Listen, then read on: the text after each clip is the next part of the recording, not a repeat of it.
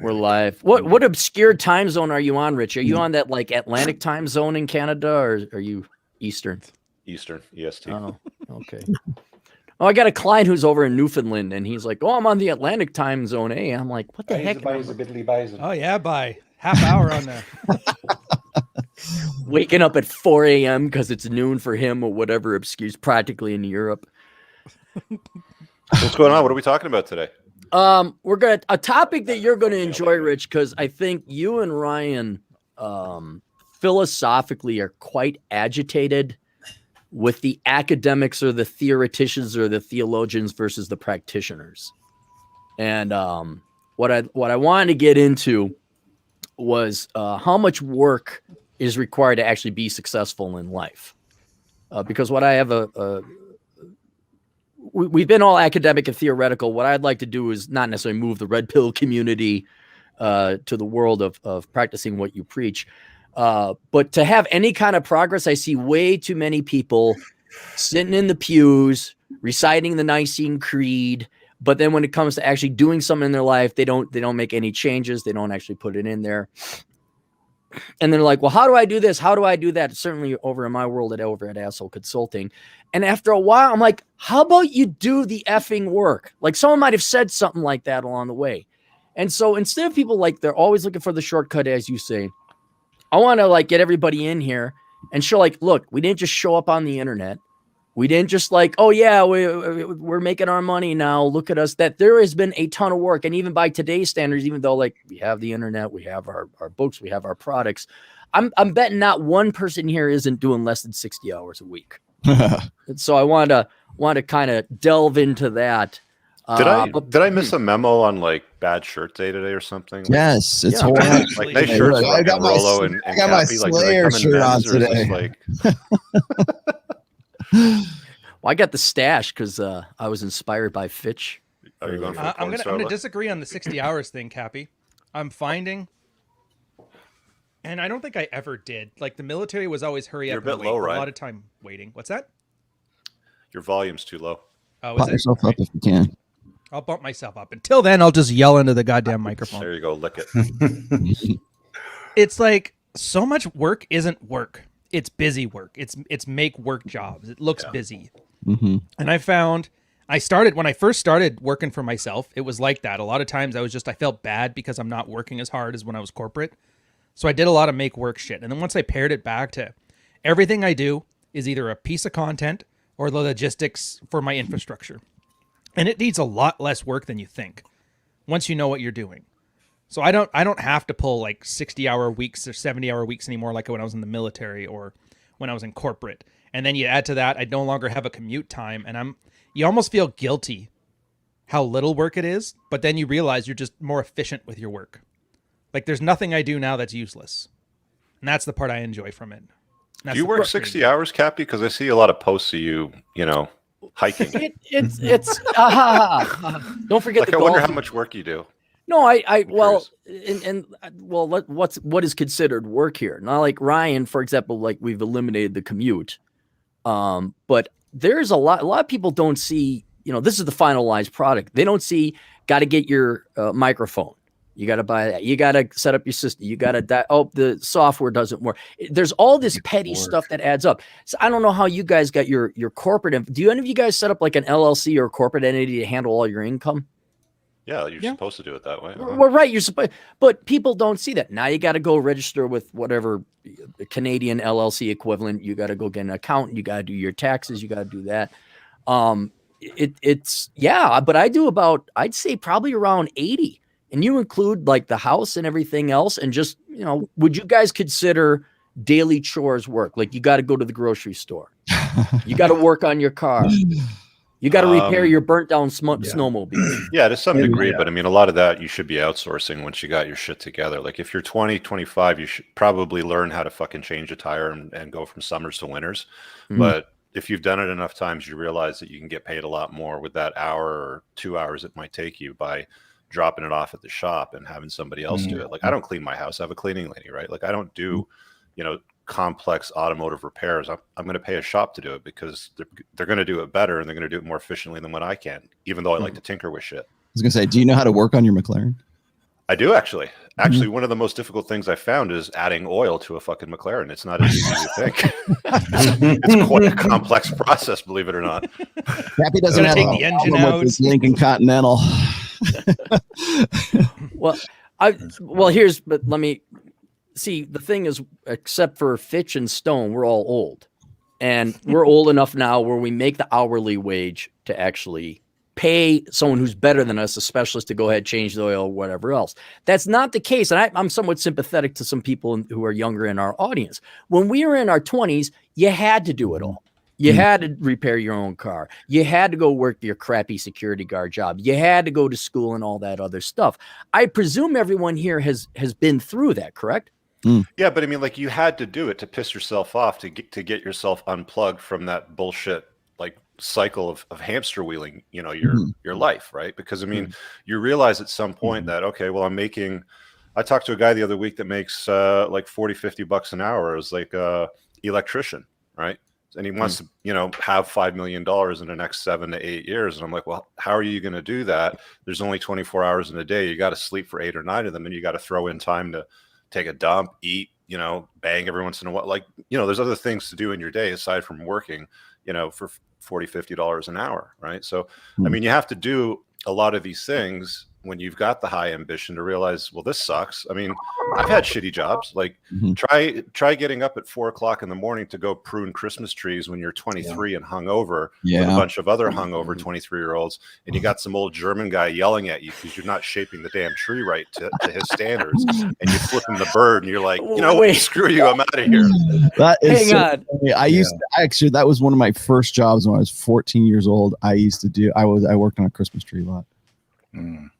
That sounds like a cartoon. Digging ditches and picking rocks out of a field. Fuck. A big factor in me choosing to go down the fight path was a job I had before college. The summer before college, I worked as an industrial insulator. So we would go into like really tight crawl spaces in the summer in Indiana with our flannel shirts on and gloves.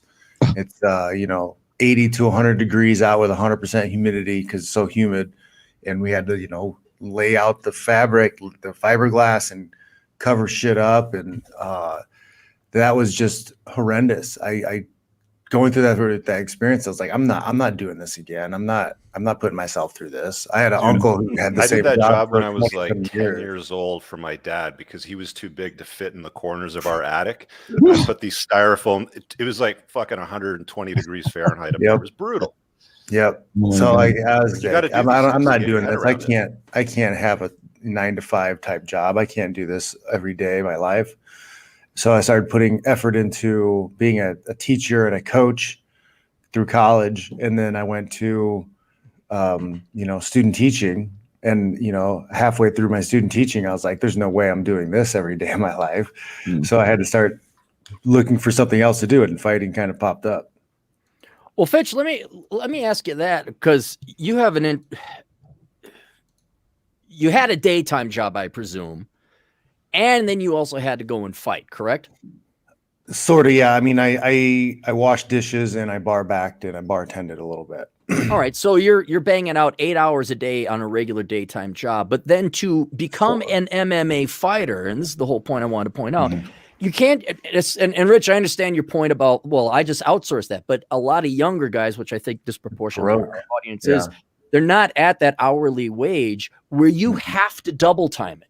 But I mean, like, before you can outsource something, came on both ends. Like, for example, before you hire an actual accountant to do your books for your business, you better understand accounting principles, because you have to understand what it is you're going to look at when he summarizes it. One, and two, you need to make sure you're checking the checker to make sure he's not an idiot too, right? Like, you have to be able to spot like somebody that knows what they're doing, right? Right. But Fitch, you're saying, so you're working a regular daytime job, but then in addition to that, you had to hit the gym, you had to go and train, and then you had to go get your face punched every once in a while as well, I presume. Yeah. To get your face punched? I made sure like, the fighting thing was, top priority. So everything I had to do was geared around making sure that I got the most out of training and nothing was taking away from from that training stuff. So like I had to work as barback, bartender, dishwasher, nighttime jobs because I could work 4 or 5 hours at night and, you know, make about $10 an hour. And I could work 3 to 4 nights a week, 5 nights a week. And that was good for me to be able to train and do what I needed to do because I was training 3-4 times a day. There's no way I could have a regular 8-hour a day job and still pursue fighting. But like there was, you know, I was living off about $800 a month for a few years. You know, like I just had to make that work. There wasn't vacation times. There wasn't time off. There wasn't, you know, fun. Every once in a while, maybe I got a little extra money and I could buy a bag of weed, but there was no fun for a couple years easily. How old were you there, John? I was fresh out of college. So I was like around 24-ish. 23 to 25-ish beginning before I got into the UFC. And then I started making a little bit of money and I could actually start living in a nicer place, have a little bit nicer car. And I still held on to the bar backing jobs, but I cut that down to like 2 nights a week for a while. Huh. And then you have kids on top of it. Kids on top of that. Wow. Yeah. Well, I mean, there was a little sweet spot in a while before I got married where I had money, you know, I didn't have the kids and I could train and I didn't have to do any other jobs. So all I was doing was playing video games and training. And that was like probably the best time in my life. I had some years where all I had to do was work out and fight and play video games. And I was, you know, making good money and yeah, that was good. But then I got married and the home life got discombobulated. Kids entered the picture, money problems, got kicked out of the UFC for being a dick. Wow. Yeah. That's an accomplishment. Yeah. Get hired for your skills and fired for fit, right? Mm-hmm. Yeah. So now, out of curiosity, okay, so let's just go through the panel real quickly here, and then I got an interesting question. Rollo, what do you put in? What do you consider work per week? It's interesting you were talking about like, do you consider like housework or so? Like I still do my own landscaping, right? I'll mow the lawn and do my own stuff because I don't know. I think it's more of like a personal. Well, right now it is, and it's more of like a personal thing than it is like I don't have to. I mean, we have a housekeeper that comes in every like couple of weeks or whatever. Like it's funny you should say that because yesterday I was up hanging those like outdoor lights, and I actually went to Home Depot and got some stuff to build the little posts and everything like that. Did the whole thing. I'm not a handyman by any stretch of the imagination, but like I don't know, whenever there's like a job or something around the house, or if I have to go and like fix something, I have to fix snowmobiles, I have to fix my car, I have to fix my quad, I have to fix my well, I haven't had to fix them yet, but I probably will have to fix my wave runners, whatever it is. And it's just like I'm of the opinion that if I can't fix, I like give the college try first, right? And then if you can't, then you take it to a professional. Like I'll work on my own amps and on my own guitars until I reach something that's like above my pay grade, and then I'll farm it out to whoever I can, and maybe it's just the fun, isn't it? I think so too, but it's like I also hear my dad's voice in the back of my head saying, get up and do something productive. My dad was not he didn't impart very much like worldly wisdom in me, but one thing he used to do when I was like a teenager is it would be like 7 a.m. on a weekend, and I'm like, oh man, I don't want to get up. The typical teenage stuff. And then my dad would seriously come to all of our doors, like my brother's door and everybody else, and he'd knock on the door, boom, boom, boom, boom, boom, boom, boom. I'm like, what? He's like, get up and do something productive. I mean, literally, those are the words out of his mouth, right? And I'm like, what? I don't have it, what to do. He's like, I don't care. Just get up and do something productive, right? It's just the fact that you were sleeping in on a Saturday morning was like, whoa. So, and I don't know where that came from, but I still kind of, my dad's been gone for about 10 years now. So, but I still kind of like think, well, I should be doing that kind of stuff. But I will say this is I transitioned from being, working in a studio, working for studio agencies, working for casinos, working for in-house departments, and actually heading those departments up to jumping into the gig economy, and then jumping into what I'm doing right now, and whatever we're calling that, right? The hustle economy. And I remember making the transition from going from, like, say, the cubicle, like the cube farm, or the, working in a studio. I used to actually work at a newspaper for a while when I was much younger. And I used to build phone books. I used to do all kinds of stuff in graphic design. Yeah, it was just slave labor is what it was. But I was learning my chops, right? I was learning how to do what I had to do. But you kind of get into this mentality of that's all there is. Like, you work for somebody else, and then they pay your paycheck, and you're always looking for the next better job rather than creating the job for yourself. And I was forced kind of into seeing the light of the gig economy, because once I got a taste of the gig economy, I'm like, I ain't going back to that shit ever again. It's crack. Yeah. And so once I started making money for myself, and I started being like sort of a quote unquote free agent, I guess, or a freelance guy, that was it. And I never went back to that. But like right now, I will say this is that doing what I do now, and I still work in the liquor industry, but not as much as I used to because of COVID and all that, but I still do promos. I've done 4 of them this year, which is like next to nothing compared to what I used to do. But I'm still doing that kind of stuff. I'm still in Vegas. I'm still in Southern California. I'm still in parts of up here as well. But I am working probably, I don't say I'm working harder now, but I think I have to be more on my game now than I've ever had to be before. You have to be, I don't think people really realize that when you get up in the morning at 5 a.m., you go to the gym, you shower at the gym, you get in your car, you commute to work, you put in your 8-9 hours, you commute back home, you have a few things that you have to do, and maybe you get an hour of leisure time to do whatever it is that you want to do. Write a book, do your hobbies, play your video games, smoke some weed, I don't know, whatever it is. But I think that we don't really realize just how regimented that is and our routine. And once you're freed from that, it's the responsibility. It's like trying to figure out, you have to be responsible for putting yourself into a productive state.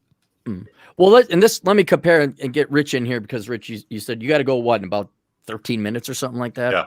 Okay. Yeah, well, because Rollo, I think Rollo and Rich are on the two extremes. Rollo, whereas your band and your job and the gig economy, and then your writing, a lot of people say, oh, that's passion, that's fun, and those are yeah, but it still is labor. And I can totally sympathize working, wrenching on a car, doing some carpentry on my house. You get to see that productive value at the end. It's still labor. It's still producing, either making you money or saving you money. Now, Rich, he takes a completely different philosophical approach, where he wakes up and his butler serves him his coffee in the morning with his espresso, and he has his McLaren racing team, and he's Thaddeus, where are my slippers? Okay, and I understand Rich's outside. Rich, what do you do? Okay, what do you put in per week then in terms of work, like real work, and then what? The rest is just leisure? My work is my hobby, if I can put it that way. Okay. So I make money off of stuff that I enjoy. I've been in a position where I've made money off stuff that I don't like, and I will never do that again.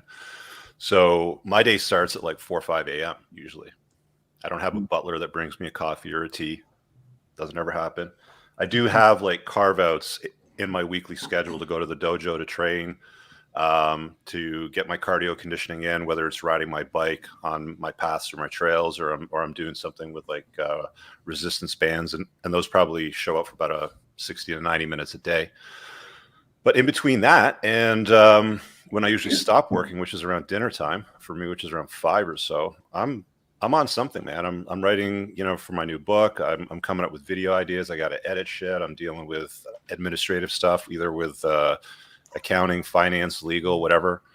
I get projects like in between that get scheduled into my days as well for my one-on-one consults. I have my private community that I got to deal with. I got a new supplement line that comes out, which is out already, which I'm dealing with, with the growing pains of that. So I'm always looking at what I'm doing and making sure that I evaluate it every 60 to 90 days to make sure that it's a good use of my time. And if I find that it's not productive and not making me money, or I can outsource it and pay somebody less to produce more, so there's some overage on it, sort of thing, then I decide what to do with it then. Or if I don't like it, then I just stop doing it, right? So answer the question, my day starts latest 5 a.m. and usually stops at 5 p.m. So, you can do the math there. Those 12-hour days right there. 12 minus hours, the but time for, personal stuff like eating, shitting, working out, stuff like that. But when we talk about success, I mean, and that's what I'm trying to do is expand the scope to get people to realize just how much time, because even though we would say that, Rollo is go, go, go, go, go, and you're like, nope, 5 o'clock. But then after 5 o'clock, then you're working on writing a book, producing content, all that. That I would argue is still work in production. Now you may enjoy it, but you're not, oh, it's 5 o'clock. Now it's Miller time. I'm going to binge on TV and go frolic in the sand or anything like that. There still is production at the after 5. Yeah, there's way more production. And also, I also schedule in fun shit during the week because I don't like crowds. I don't like dealing with weekend stuff. So, this summer I got a membership at a boat club and I scheduled in boat reservations, throughout the week. And if the weather was good, it's like, okay, Thursday, I'm not doing anything except for sitting on the lake, swimming, chilling in the sun, getting a tan, and enjoying myself. If the weather sucks and I cancel it and I go back to work stuff that I can do and I do another booking and hopefully the weather's good that day. I got a track day scheduled in the McLaren for next week. Hopefully the weather's good and I get to make it to the track and I do that. There's stuff that gets piled into work that's hobby and fun that is not revenue producing projects. Yeah. But I have time for that now because fuck dude, I'm almost 50, right? I've done the work for so many decades now. I actually have the capacity to not work if I don't want to. It's just I enjoy doing productive things. I like creating. I like getting the feedback from guys that I help level up in their own lives. And they're like, dude, 2 years ago, I had a muzzle in my mouth and I was ready to end stuff, right? Or I had a horse tranquilizer dart in my leg and I was ready to, call it quits, sort of things. I like moving the bar in guys' lives and seeing them level up and do the work too. I feel it fulfilling. So I focus on tasks that tick off those boxes for me because I enjoy it. Mm-hmm. Well, yeah, and I would not say it's not enjoyable, but I just want to point out that even if it's right now, this is still work. We're still producing this stuff. Is work. Absolutely. This is work, right? But I enjoy it. I like hanging out with you guys, right? Yeah. Even John. Even John. Yeah, even John. But now, before you go, let me get one final thing, get your input here. Do you, to get to this level to where, and we all are pretty old, to get to this level where we can do things that we enjoy that still work, but we still have a passion in it. You had to suffer and have a German yelling at you while you were cutting Christmas trees, correct? Yeah. Mm-hmm. Yeah, I did a lot of that, man. I did a lot of that. I signed up for all kinds of shitty jobs in my teens and I've been working since I was 8 or 9, I think was when I started, to deliver newspapers. And I've been living on my own since I was 19. And I did everything and anything under the sun until I was 30 when I started up my own business.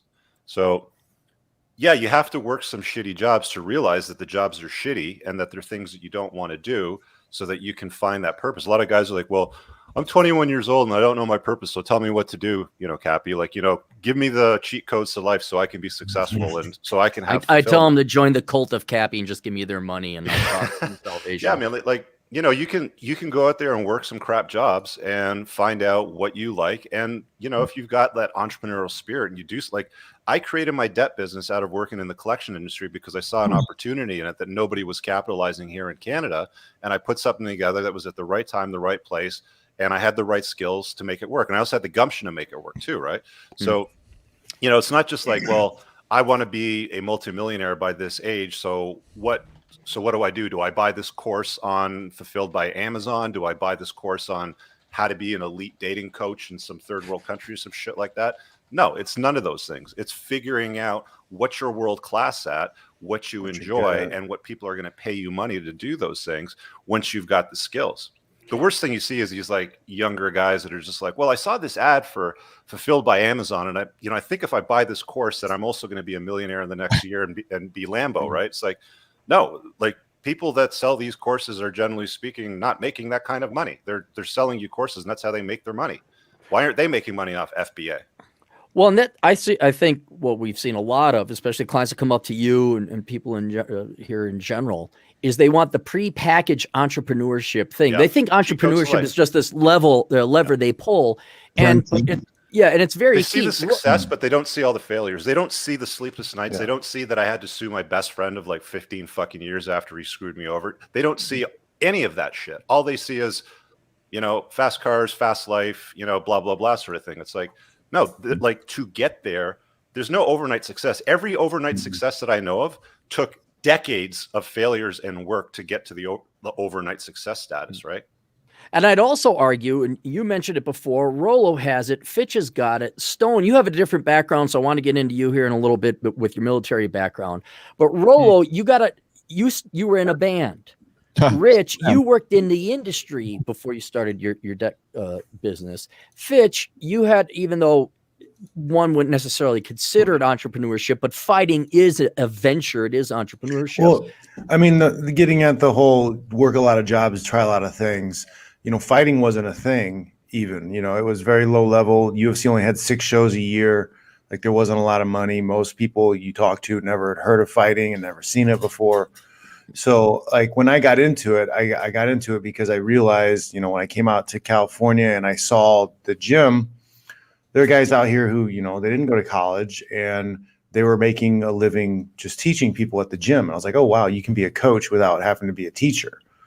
Like, I can do that. I could start a gym. So, like, my pursuit was like, I'm going to go to California. I'm going to fight, but I didn't know I was good at it. And I didn't know that it was going to turn into something, but it was something that, like, I liked wrestling. I liked teaching and instructing people. I was like, hey, I'm going to follow this path a little bit because there could be a good, happy life and career if I go down this way. And there are just other opportunities that popped up, I started getting really good at fighting and the sport started to blow up and guys started to make more money. So, like, they kind of took over. Right. But in every case, there was some wandering in the desert time where you had a trial and error. Rollo, you were on Sunset Boulevard chasing 1980s tail and having to go to old time.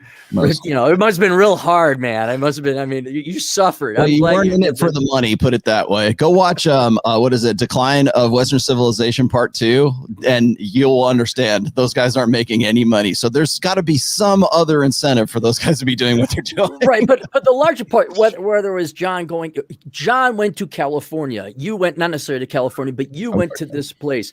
Rich, you worked in an industry and then you decided, I'm going to execute on this business plan. And one thing I want to point out to the audience is that we didn't, there's nothing wrong with going to college, getting your 9-to-5 job. You all have to do it. But then there was this additional thing where to be an entrepreneur, it wasn't like, I just signed up for this class or I'm going to buy a business. It was you worked, you wandered in the desert, perhaps even accidentally. You accidentally got some kind of skill or insight or industry, like my ballroom dancing. Like, okay, it's not a real business, but I made money because I learned to dance.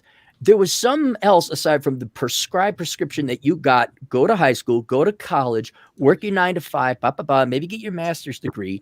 There was something else that then you capitalized on and put in the added work.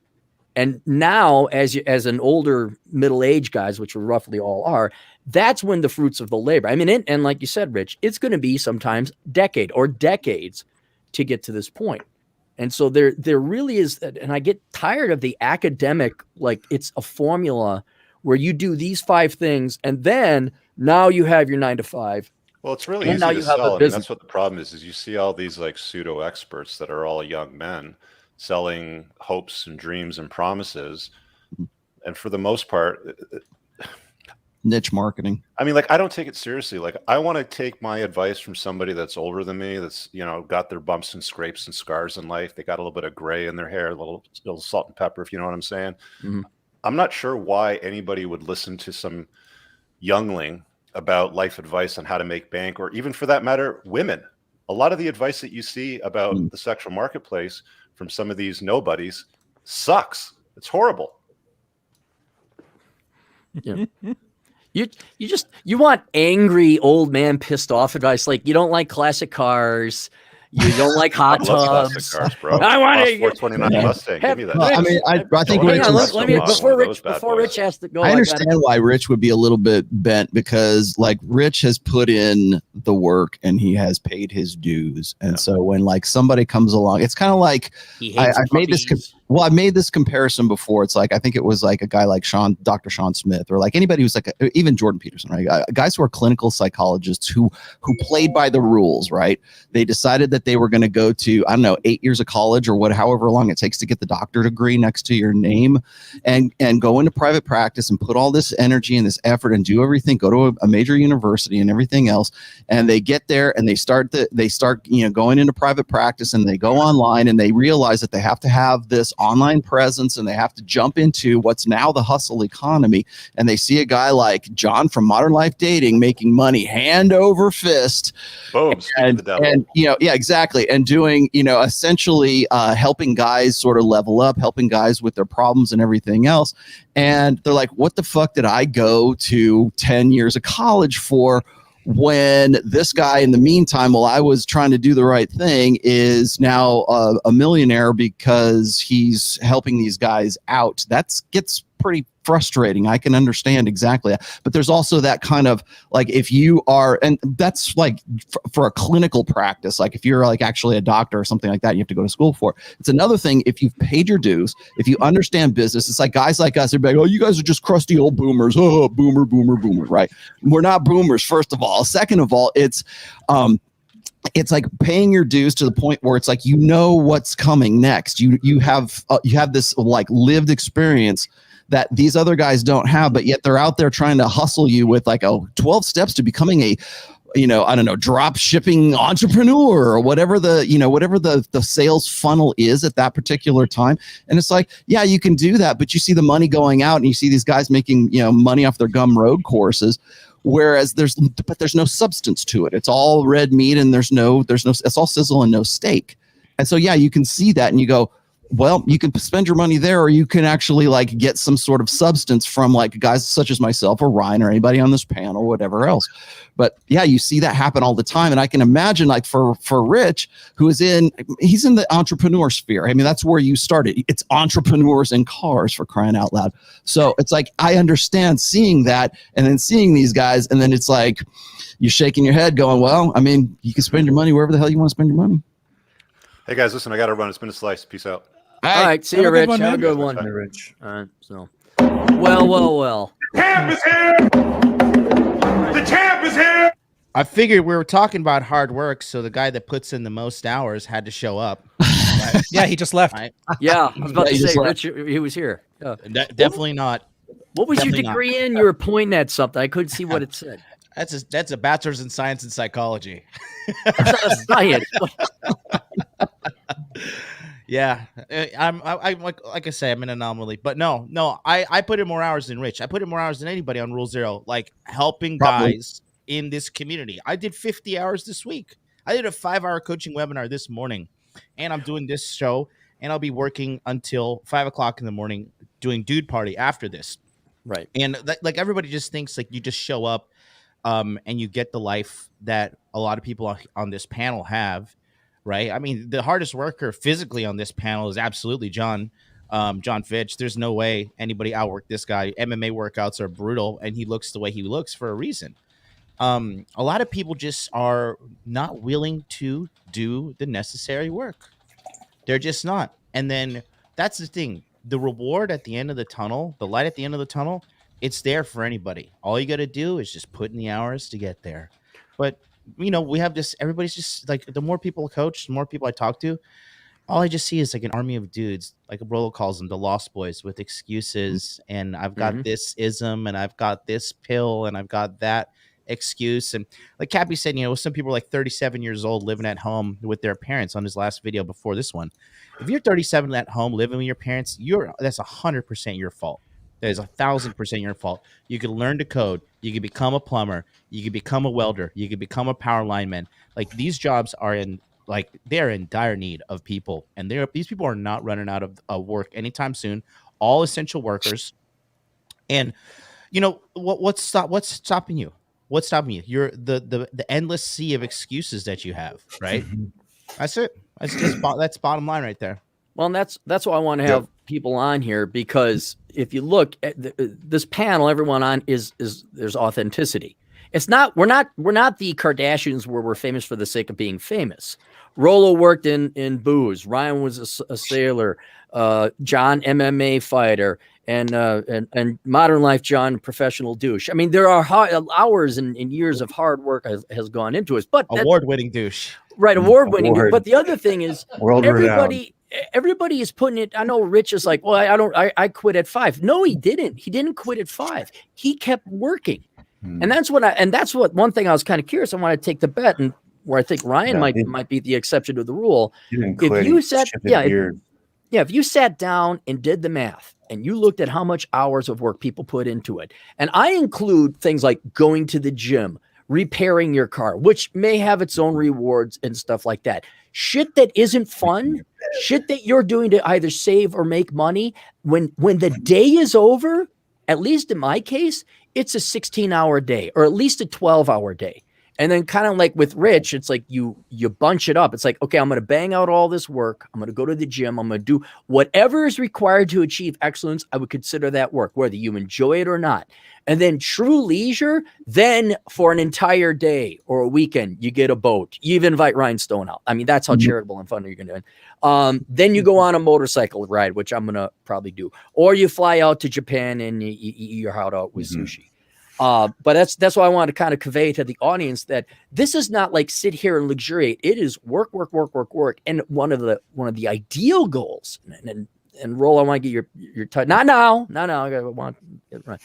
One of the ideal goals is where almost work and pleasure blur, where you almost have to pull yourself off the line and say, all right, I need to take a psychological day off here.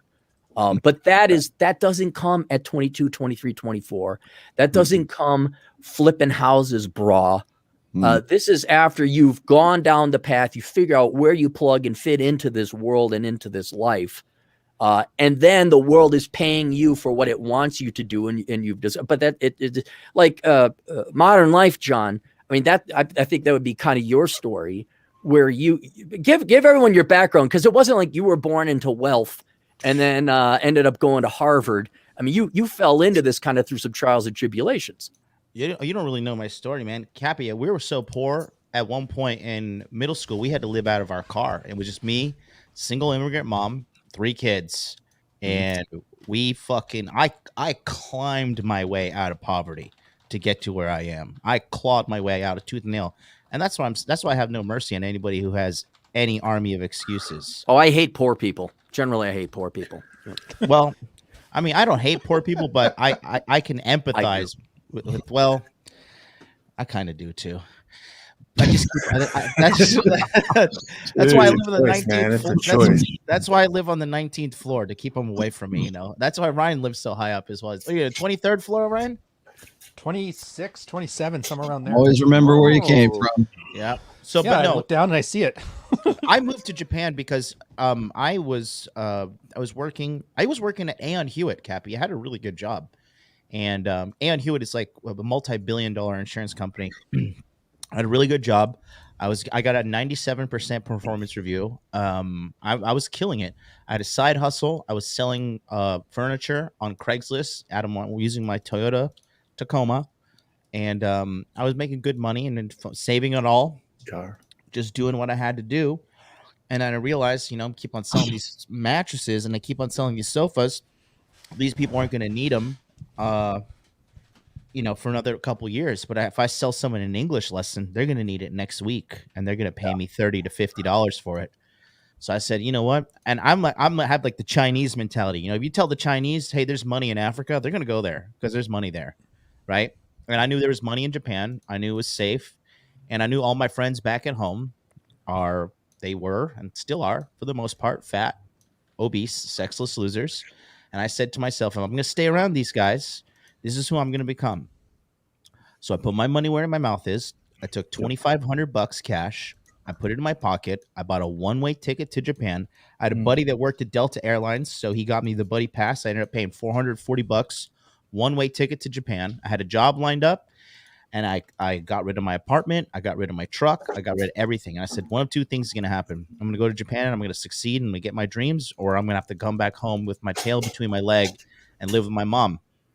And lo and behold, took me on this wild journey that led me to finding my real calling in life, which is like endlessly helping dudes. And that's what I've been doing over the last 2 years.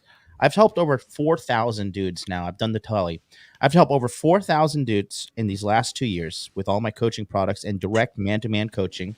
That doesn't include all the thousands and thousands of people who are involved in the crypto mindset course, which is getting globally acknowledged as well.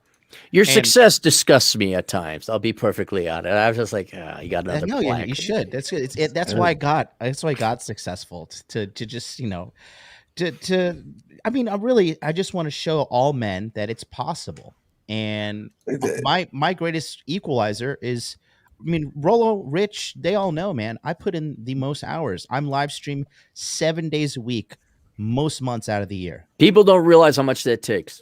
They don't. No, they Guys don't understand the guys who don't have that ability to like just pick up and like chase something. That's gonna really keep people down. Like similar to with John, I moved. I had $3,000. I drove from Indiana to California with everything I could fit in my shitty 1990 Buick Regal, and yeah, it was like I got $3,000 to make it and figure out a way to make money through fighting and stuff like that, or I got to go back to Indiana and probably live with my parents and then find a teaching job. But like, I don't know too many people, I meet them all the time. People, what do I do? How do I do it? How do I get to wherever I want to do these things? But they're not willing to pull the trigger on that big risk. Moving to a completely different place, moving away from the people that you love. I had great friends. I had a great life, but I could see that every weekend was going to look exactly the same. We were going to be doing exactly the same stuff, going to the same bars, talking to the same girls, drinking the same booze. And I was like, do I really want to do this for 30 years without ever trying something different? So I said, screw it. And I pulled the Band-Aid off real fast, and I took my final and loaded up the car as soon as I could, and started driving before I had a chance to like second guess myself and be like, oh, is this really the smart thing to do? Well, it must have been. You're hanging out with us fine gentlemen, right? I mean, look, you've reached upgrade. That's the lesson I want to for younger people tuning in is you pulled the Band-Aid off. John, you flew across the Pacific. One thing that pisses me off is people like, well, what should I do? It's like, mother effer, don't effing ask me that question. Do it. Whatever it is, do it. I can't tell you. And it almost is telling that if you have to ask someone, what should I do? You do not have the mindset of or at least you lack the philosophical understanding of what life is about and how to go about it. Because if you have to outsource life decisions to other people, especially about what to do with your life and your time, it's almost like you're an NPC, like you lack agency. Like, are you conscious? Do you even want to live like? Are you so lazy you have to ask other people? Now, I understand you said, here's an idea, Rollo, should I do this? Here's an idea, John, should I do this? That kind of thing. Oh, no, we've been down that path.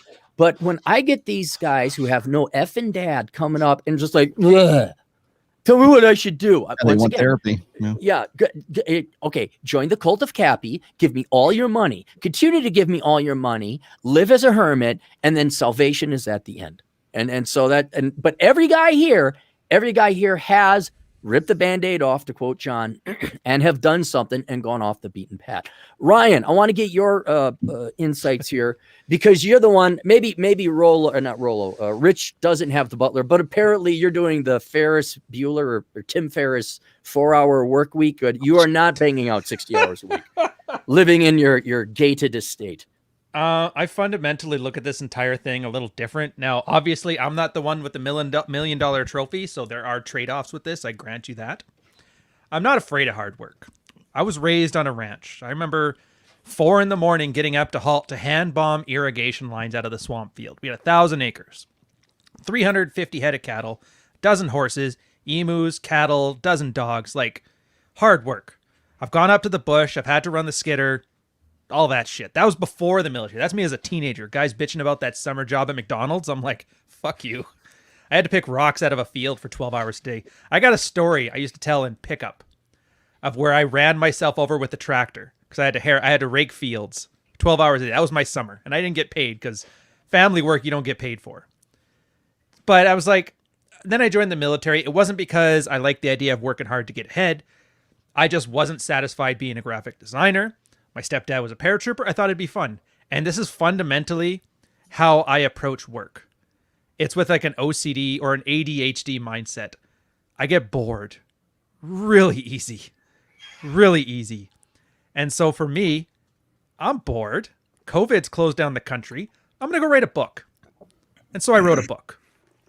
I'm bored. I'm going to do the audiobook. So I wrote the audiobook.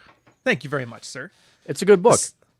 It's almost as nice a cover as the book of numbers, but yeah, when we you do get what we that, can. when you get the artist to get around to actually giving you that cover, you know, you Get it? damn freeloaders, that's the problem, right? But that was it for me here too. It was the same You're paying thing. for I was 20 years of working, experience. like I was doing fine in corporate. I was earning, I think, 101,000 at the last job I was at. I had more money than I knew what to do with. I was basically just either drinking more expensive booze or buying fancy toys. And then I realized I'm doing a 90-minute commute, which is a pain in the ass. I'm at the job. I'm not really getting any sense of satisfaction. I'm not accomplishing things. I know it's the farmer in me, but at the end of the day, I like when I work with my hands and have something to show for it. Corporate is just like an endless sinkhole of like tasks and emails and meetings, and nothing ever gets done. I can see why chicks just love it. Because nothing ever gets done and everybody looks important. Yeah. It's like, fuck. So here's how I'll spend my time. Yeah, and so okay, so I'm bored of this. I don't want the money. I took a big hit by talking to guys about fucking their wives, which is the stupidest decision anybody could have made. But I look at that book every day. I look at the sales figure. That's something I did, and that's as close to passive income as you get. And I've always approached work with take $1 of effort on my part to get 10 cents from the customer and have 12 customers. So everybody's winning, right? I like that approach. I like the idea of making money but I don't like earning more money than I need. Because I learned that very quickly from the corporate job, is that as soon as I have more money than I need, I'm basically just paying to stave off the pain of the thing that I don't want to do. Does that make sense? No, not wait. You're okay, making the commute more time was money? 90 Yeah. minutes. The Right. commute time, 90 minutes, pain in the ass. The work, pain in the ass. That extra 20 grand I was getting over top of like the job I had before that, I'm spending that 20 grand on being able to like cope with this piece of shit job that I don't like. Okay. All right. So I'm like, well, why don't I just not do that job? And then I could save 20 grand that I'm spending on coping strategies. And so I don't mind earning a little bit less. For me, it's all about time and fulfillment. Now, do you 100%. do you have a daytime gig then, or you full self-employed? I've been doing now? this for like 2 years now, man. Oh, really? Yeah, well, Congratulations. yeah, it was the military, 12 years. And then after that, I was doing corporate for about 5 or 6. And it was right at that second Florida convention that shall not be named. I actually got laid off while I was at the convention. And the big joke was, oh my God, they found out you talk about red pill and they fired you. It's like, no, it's just their stock price tanked. And so they let everybody go. Yeah. But then I realized like and it was the best time. And actually one of Rich's friends was talking to him. Awesome guy. He literally just wanted I wanted some carbon fiber parts for my luxury sedan and they didn't exist. So I made a company that builds them. And I'm just like, who thinks like this? You know, who thinks like that? Power to him. But he's like, yeah, most people when they get laid off is when they start their business. And I'm like, sounds good. I got nothing. It's better than beating off in your living room. There's your nofap. Have something better to do. But for me, it's just I want something to do. I want something that's interesting. Right. I want something that's engaging. I want something fulfilling. And I want something that allows me to not have to decide, do I get the cheap cheese or do I get the expensive cheese at the grocery store? That's all I'm looking for. How many hours you putting in a week then, would you say? Not that this is a competition. I really want to know because I'm not even going to try to compete with like start a story and then I'll answer your question. I used to have a boss like that. We would argue in the military. Yeah, I've been here for like 12 hours and blah, blah, blah. You're not staying late. He goes, it's not my fault if I can finish my fucking job for 4 o'clock. You stay late. I'll catch you tomorrow. For me, it's like, just get the job done as quickly and as efficiently as possible. I don't care about hours, but not saying this to like denigrate anybody here. The hours you put in are clearly working for you guys. So whatever. But how much? I generally put like a solid 6 hours a day, but, and this is the big but, those are focused 6 hours. It's not 8 hours a day. I got a meeting here, and then I kind of just fuck around. I'll check Facebook here. It's like, no, if it's 4 to 6 hours, that's 4 to 6 hours. Balls to the wall. You go If in, I don't all of a have- sudden, yeah. boom, it's 2 p.m. You don't realize it's 2 p.m. because you've been to nose to the grind that entire Exactly. time. But if I'm sitting here writing a book and I'm struggling, I just walk away. I'm like, fuck it. If I'm just going to sit here and not be productive, I'll go play Tekken. I can be not productive doing that. And I don't have to pretend that I'm busy as hell. Same thing. If I'm doing a live stream, I'm switched on. If I'm writing a book, I'm switched on. If I'm not working, don't be here. That's another military lesson. That's flow If you state. have nothing better to do, don't do it here. What now? So you're doing only 6 hours a week or 6 hours a day. Sorry. Does that farm work ethic ever trip you up with guilt, or can It you did at set it first. down? It did? How That's- did you, I think how did everybody you who starts- overcome that? Because I'm going to Me. hit Rollo on this That's later. for me. Yeah. Yeah. Yeah. But Ryan, how do you overcome that? Well, at first I was pulling like 16 hours because I'm like, oh, I feel bad. I should be working this much and I should be working more. And there's always the more money you could earn. And I was doing that. And I learned this the hard way the first time through the military. You gotta get there. You're always pissing vinegar. It's like, dude, I can get this done and this done. Everybody's like, slow the fuck down. And you think, you lazy boomers, you don't know what you're doing. And then you burn out. I'm sure you guys have burned out. Everybody here is burned out.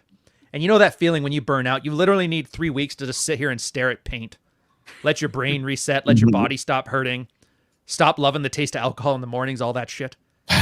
And so I just kept that in mind. And I was realizing I was doing like the 16-hour work week things. And after about like a couple weeks of that, I'm like, I have the experience to know where that road ends. So I would suggest the way that I learned it is I burned out, learned it the hard way. And now I just know when it's coming. And I just make the conscious decision not to do it.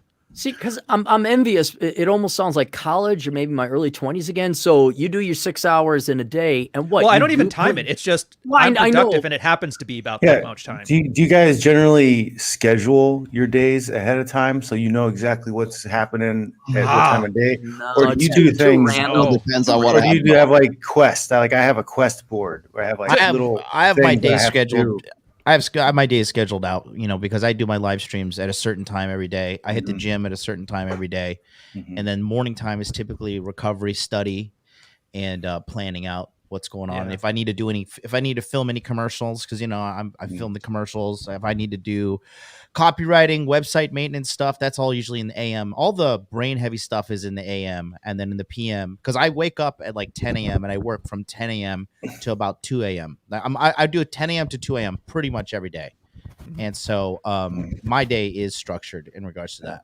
Yeah, That's- I like a loose I schedule get that too. guilt, and I'm in a transition time because I'm coming from fighting, and I have very disciplined, scheduled workouts, meals, everything.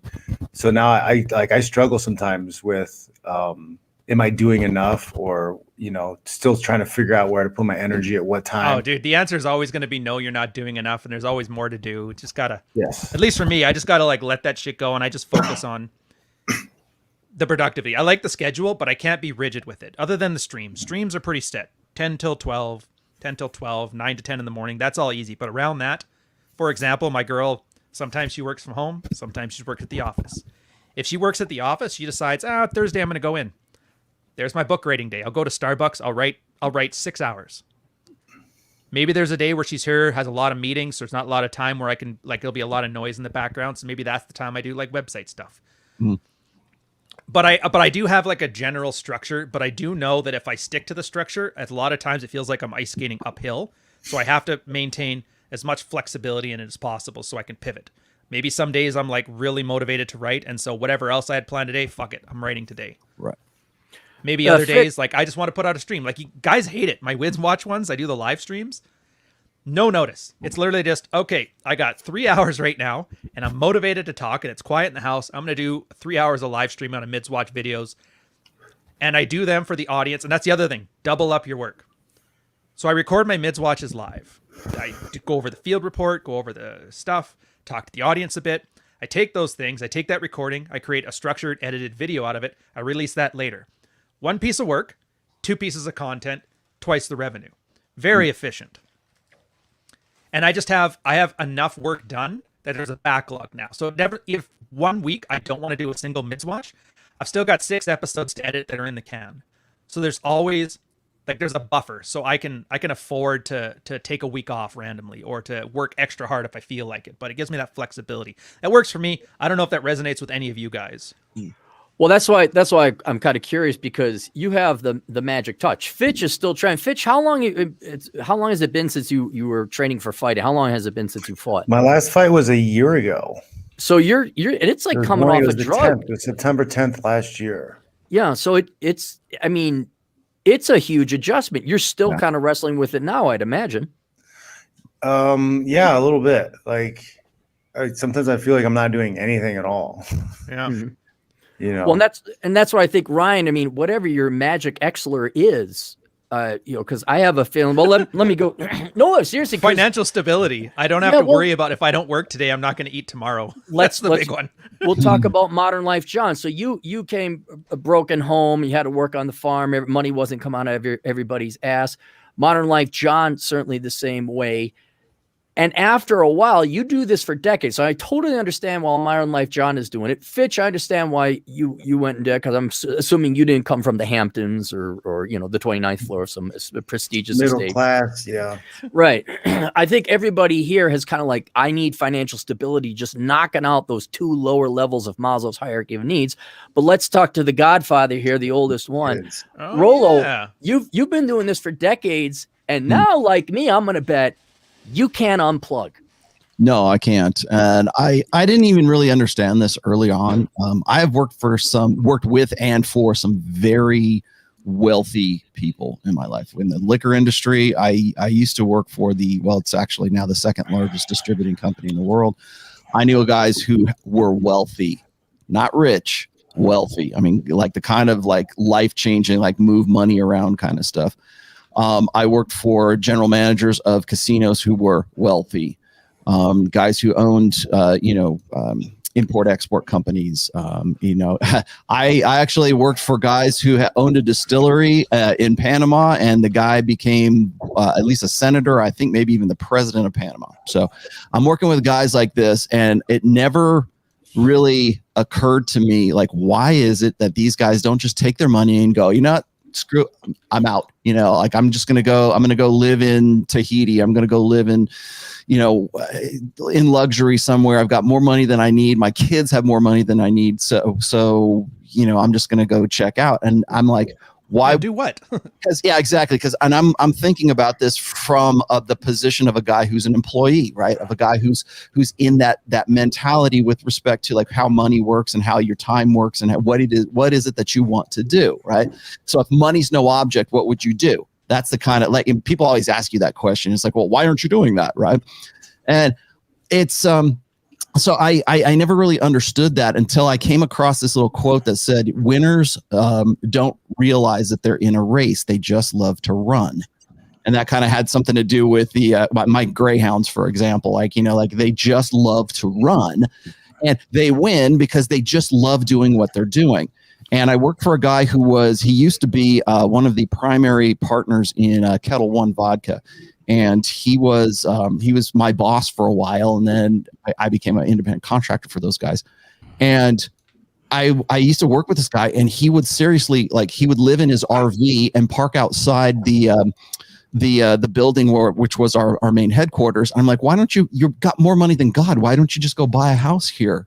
No, I want to be right here. So he just gets up, goes to work, does his thing, and comes back and it's like, you don't have to do this. And he's like, this is what I want to do. Like, that's his thing. His hobby is making money. His hobby, the things that he wants to do is, how can I make the next product? How can I make the next thing? And it's just like, that's his love. And he makes a lot of money at it. And I didn't really understand that. I'm like, God, but that's really like kind of tunnel vision or one-sided until I started doing it, until I found the things that that I'm really passionate about. So when you say, hey, how many hours are you working on the Rational Mail? How many hours are you working when you're writing? I don't know. I can't give you an accurate estimate of that because I'm always working. Even if I'm just like sitting downstairs on the couch or something with my tablet, I'm still on Instagram. I'm still pushing. I'm still I'm engaging, and I still consider that some form of labor, I guess, or some form of like working on the things that I really like to do. And I will tell you this also, Cap, is that a lot of the things that I used to love to do, with the exception of maybe playing in the band, because I still play in a band, but a lot of the hobbies and a lot of things that I used to do, I just simply don't do them anymore. And it's not because I don't have time. It's just because I'm not thinking about doing those things. So if I watch a 2-hour movie, or if I even watch 1/4 of a football game or something like that, I'm thinking, what could I have done with that 2 hours? What could I have done with the time I just spent just sort of like relaxing and chilling and stuff like that? And so to me, it's almost like time is money, I guess. And you're thinking in those terms. And I don't think that is really like entrepreneurship. I don't think of myself as an entrepreneur. I just love to run, right? I don't know that I'm in a race. I just love to run. So I like to do those things. Let me ask you this, Rollo. Then you would say it's healthy. See, and this is, I think, because some people are going to follow our advice. In some ways, it's not. Yeah. Right. And I think modern life, John's going to face this because he's the one going nonstop ape shit. And I'm at the exact same point that you are, where the novelty of fun has worn off. Like, I occasionally will play a video game. Movies, I get itchy, where I'm like, okay, this better be Casablanca, Die Hard, Kelly's Heroes level of a good movie for me to validate wasting my time of these 2 hours, because I could be going and doing other stuff. But do you, and it is healthier to do what you're doing than working a job you hate. But do you think being unable to unplug and to go and enjoy the things that you used to, or are you like, no, that's not it? I mean, now also there's a time, like biophysiologically, like you can't be going the entire time. Even I know I got to take it. That's why I'm going to go on this motorcycle ride here in a little bit. But have you been able to balance it, or is it because this is such a rare experience humans ever get to have, you want to capitalize and enjoy it as much as you can? I have to be more responsible. I have to be more regimented than I've ever had to be in my life, because it was done for me before I got into doing what it is that I do now, before I got even into the gig economy back in like 2014, 2015, right? And I became my own boss. I had to become more responsible for me than like, okay, I got to get up at 5, go to the gym, go commute, blah, blah, blah, right? Now it's on me. Everything is on me. Like, my success is on me. The money I'm going to make this month is on me. It's not on somebody that I'm working for. It's all on me. Everything, everyone that is dependent on me, my wife, my daughter, my mother-in-law, and people who are like, part of my community, it's on me. And so now I have to go, okay, I got to do this. And you were saying, do you have a schedule? In a way, I think it depends on the project that I'm working on. Yeah. But then it's like, you're right about that. Like, it's funny to me. It's like, I used to like spend lots of times with on my hobbies. I go to the game store. I go play in a tournament. I was playing in a band. I'd go do this stuff that I really like to do, because I had work and I had hobby, right? Now my whole life is just like whatever the project is that I'm working on, that's what I'm working on. And so when right now, right after the show, I'm going to go to band practice, right? I've got a studio. I pay rent on this studio, and I'm not making any money by being, trust me, I am not making any money on being in a band, but it's a labor of love and I really like it. And I think it could be something, in the future. And I really like the people that I play with. But for me, it's almost like I got to unplug and I got to have something away from this. And my wife used to complain about like how much time I would spend on my leisure activities and stuff like that. Now she's like, get out of the house, like, please, go. That's what I was going to ask, like if any of you guys had any with family or friends where they're like, oh, you're working too much and they don't do you get support or do you get critique? And it sounds like you get support. Well, you were saying before, like burnout. I used to get burnout when I worked a 9 to 5.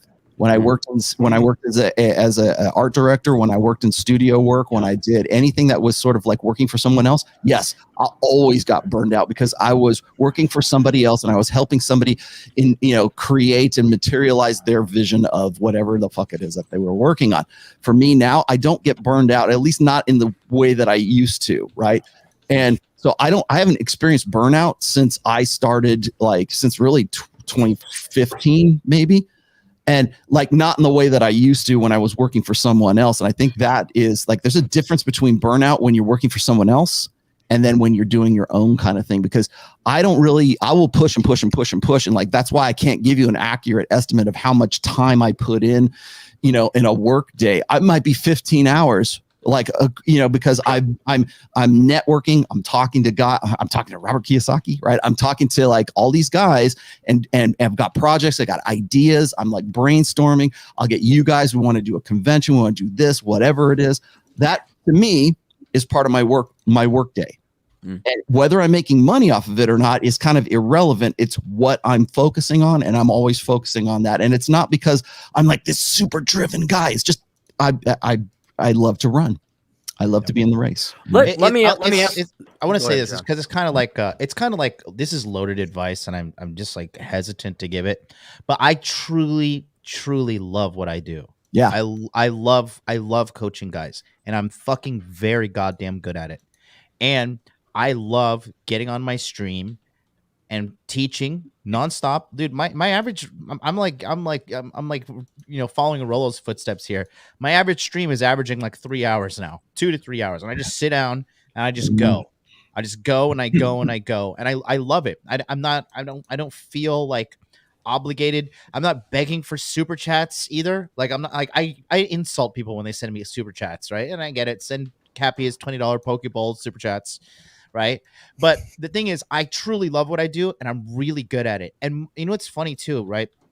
Is a lot of people literally it's as simple as it is.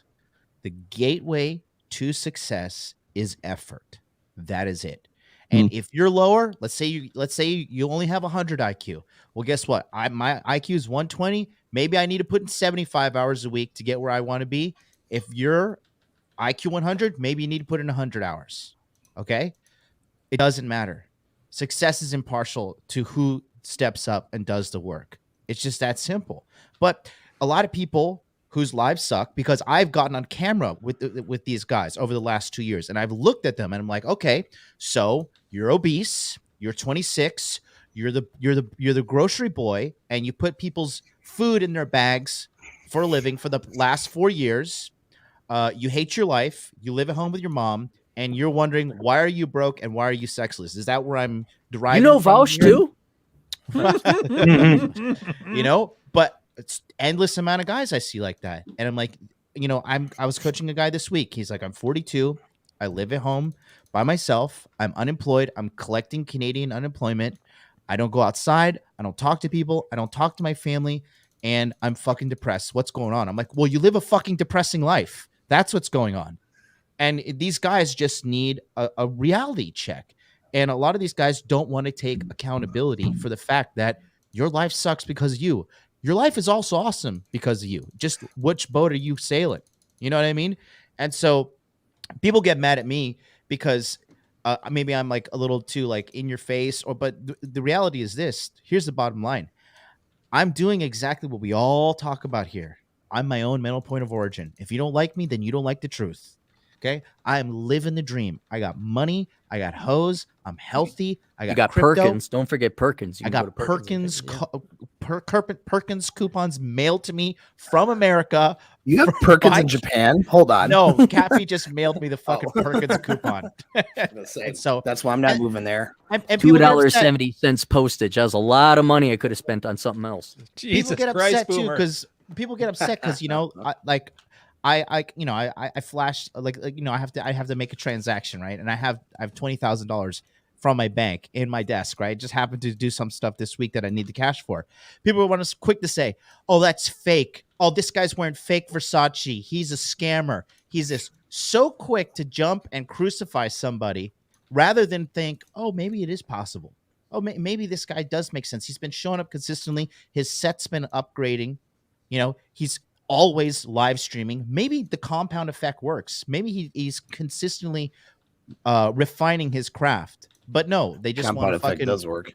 That does work. I could tell you, but they don't want to. They don't want to live in the harsh reality that the problem is them, and they don't want to do the work. Right, and that's where I wanted to like demonstrate. And we got Paul here over at Apex Mindset. Paul, you're current military, not ex. You're current military.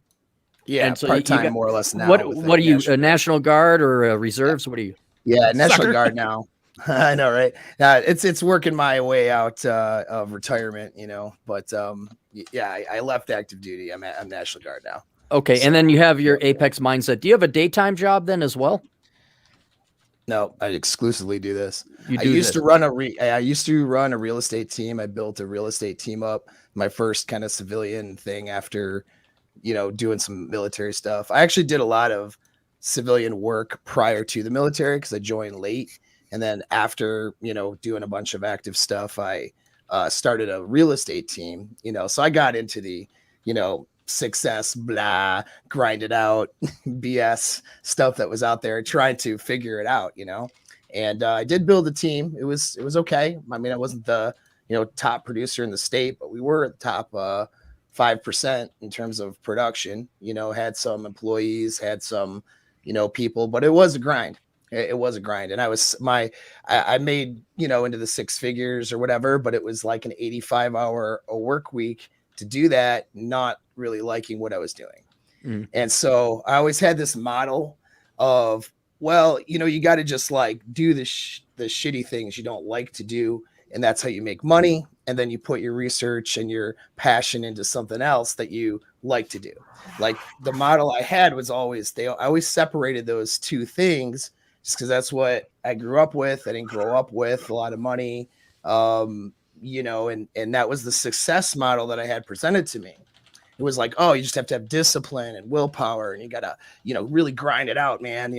Is that the whole grind it out shit? I just got off a 72-hour work week and took a picture of my watch at 3:30 in the morning. Blah. Okay, yeah, cool.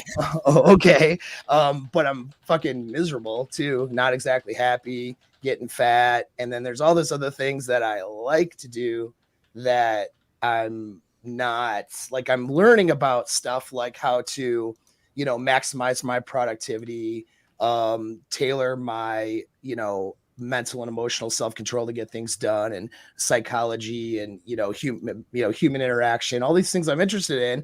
I'm learning about it so I can write sales scripts for cold callers or, just work this business that I'm not real super passionate about. And then I don't know, it just kind of after a couple deployments, like, talking to Rich Cooper was a good influence on me on the business side. I joined his group, not so much, just because I'm like, well, I want to be a better entrepreneur, and, getting girls in game and all that stuff was just more of a side thing that I just always did and advised guys on, advising guys on how, basically not to make that final decision or self-select or do self-destructive things in the military. That was part of just what I did, like normally.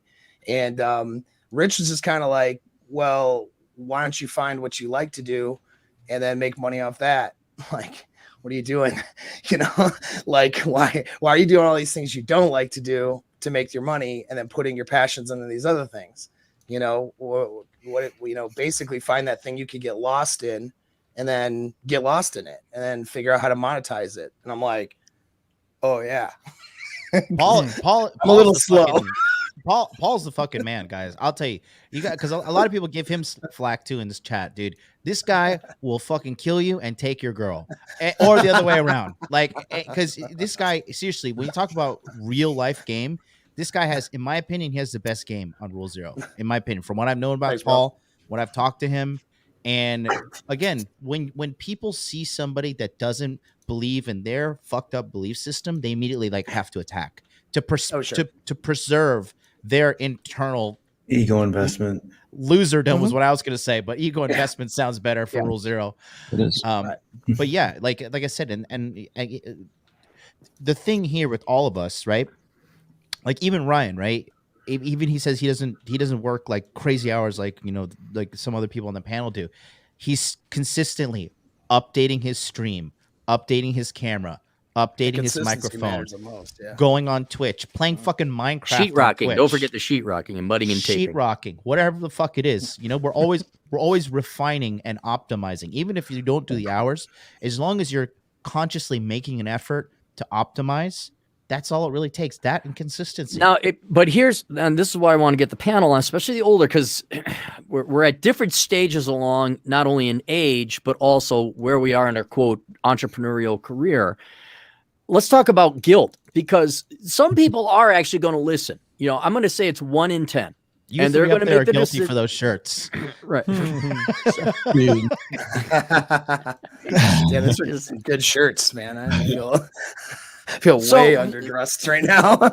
Some people are going to listen, and they are going to go down this path, and they're going to work, and you're going to get lucky, or you're going to work hard, and you're going to start doing what you love and enjoy. And modern life, you're going to be doing your 18-hour work days. Do you guys have any guilt if you're not working? Like if you Yes. actually took a day off? All right, Yes. let's start with Rollo because he's the eldest and the further down the rabbit hole in terms of Let entrepreneurship. me tell you what it was like back in the day.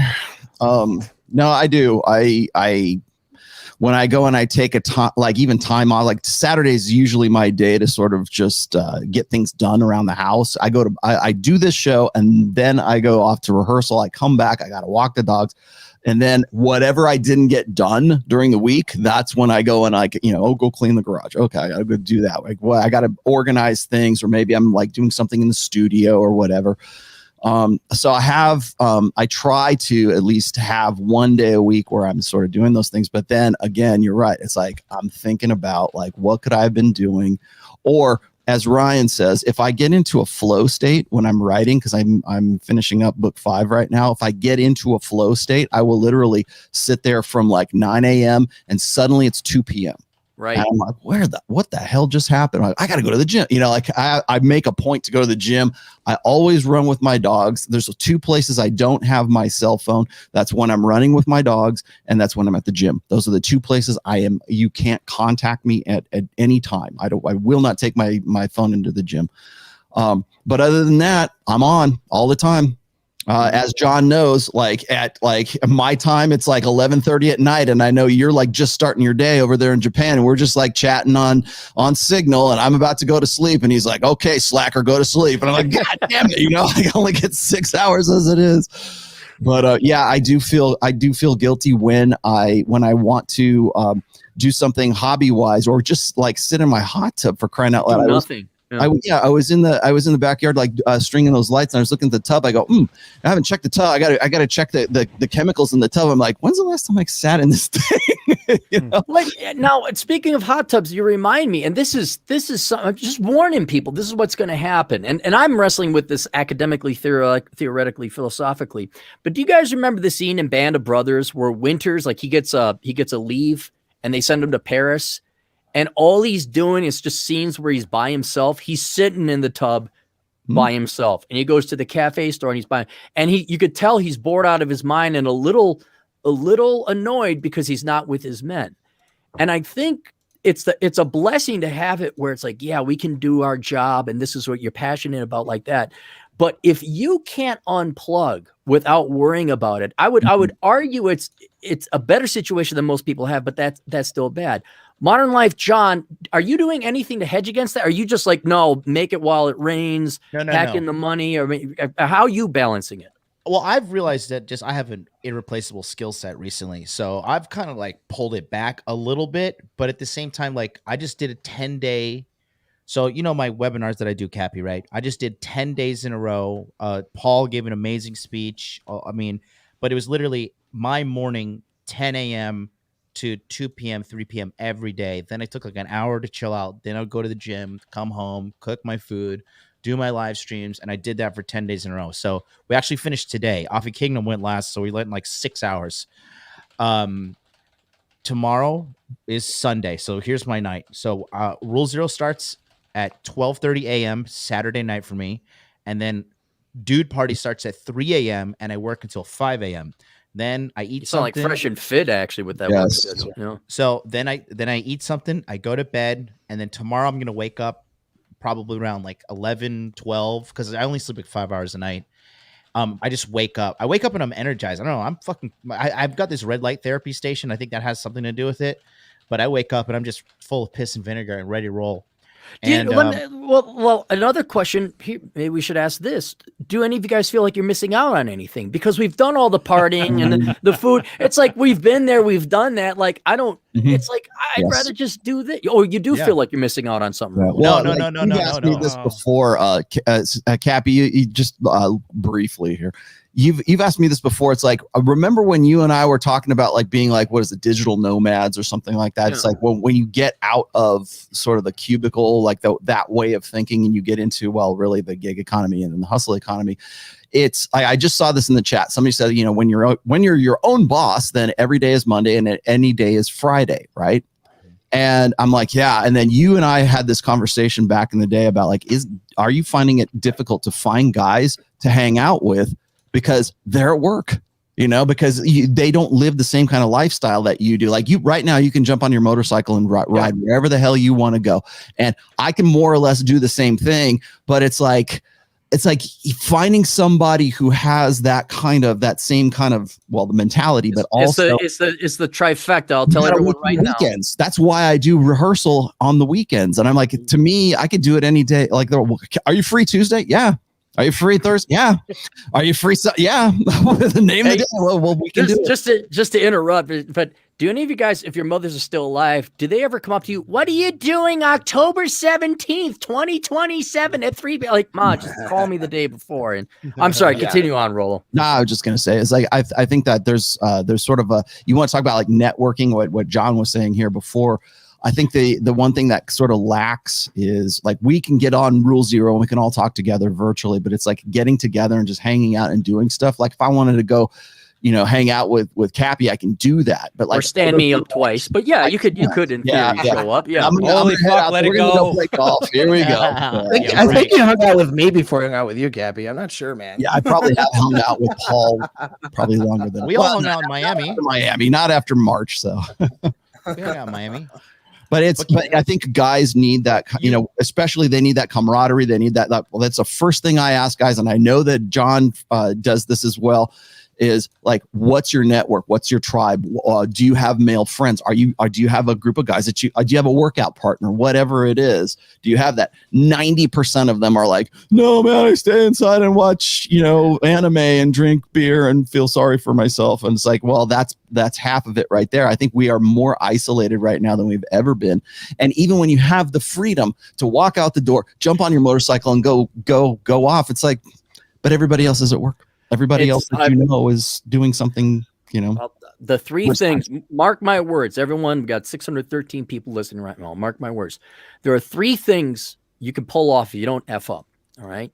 But if you have these three things, so few people are going to have it. The time, the money, and the stamina or energy.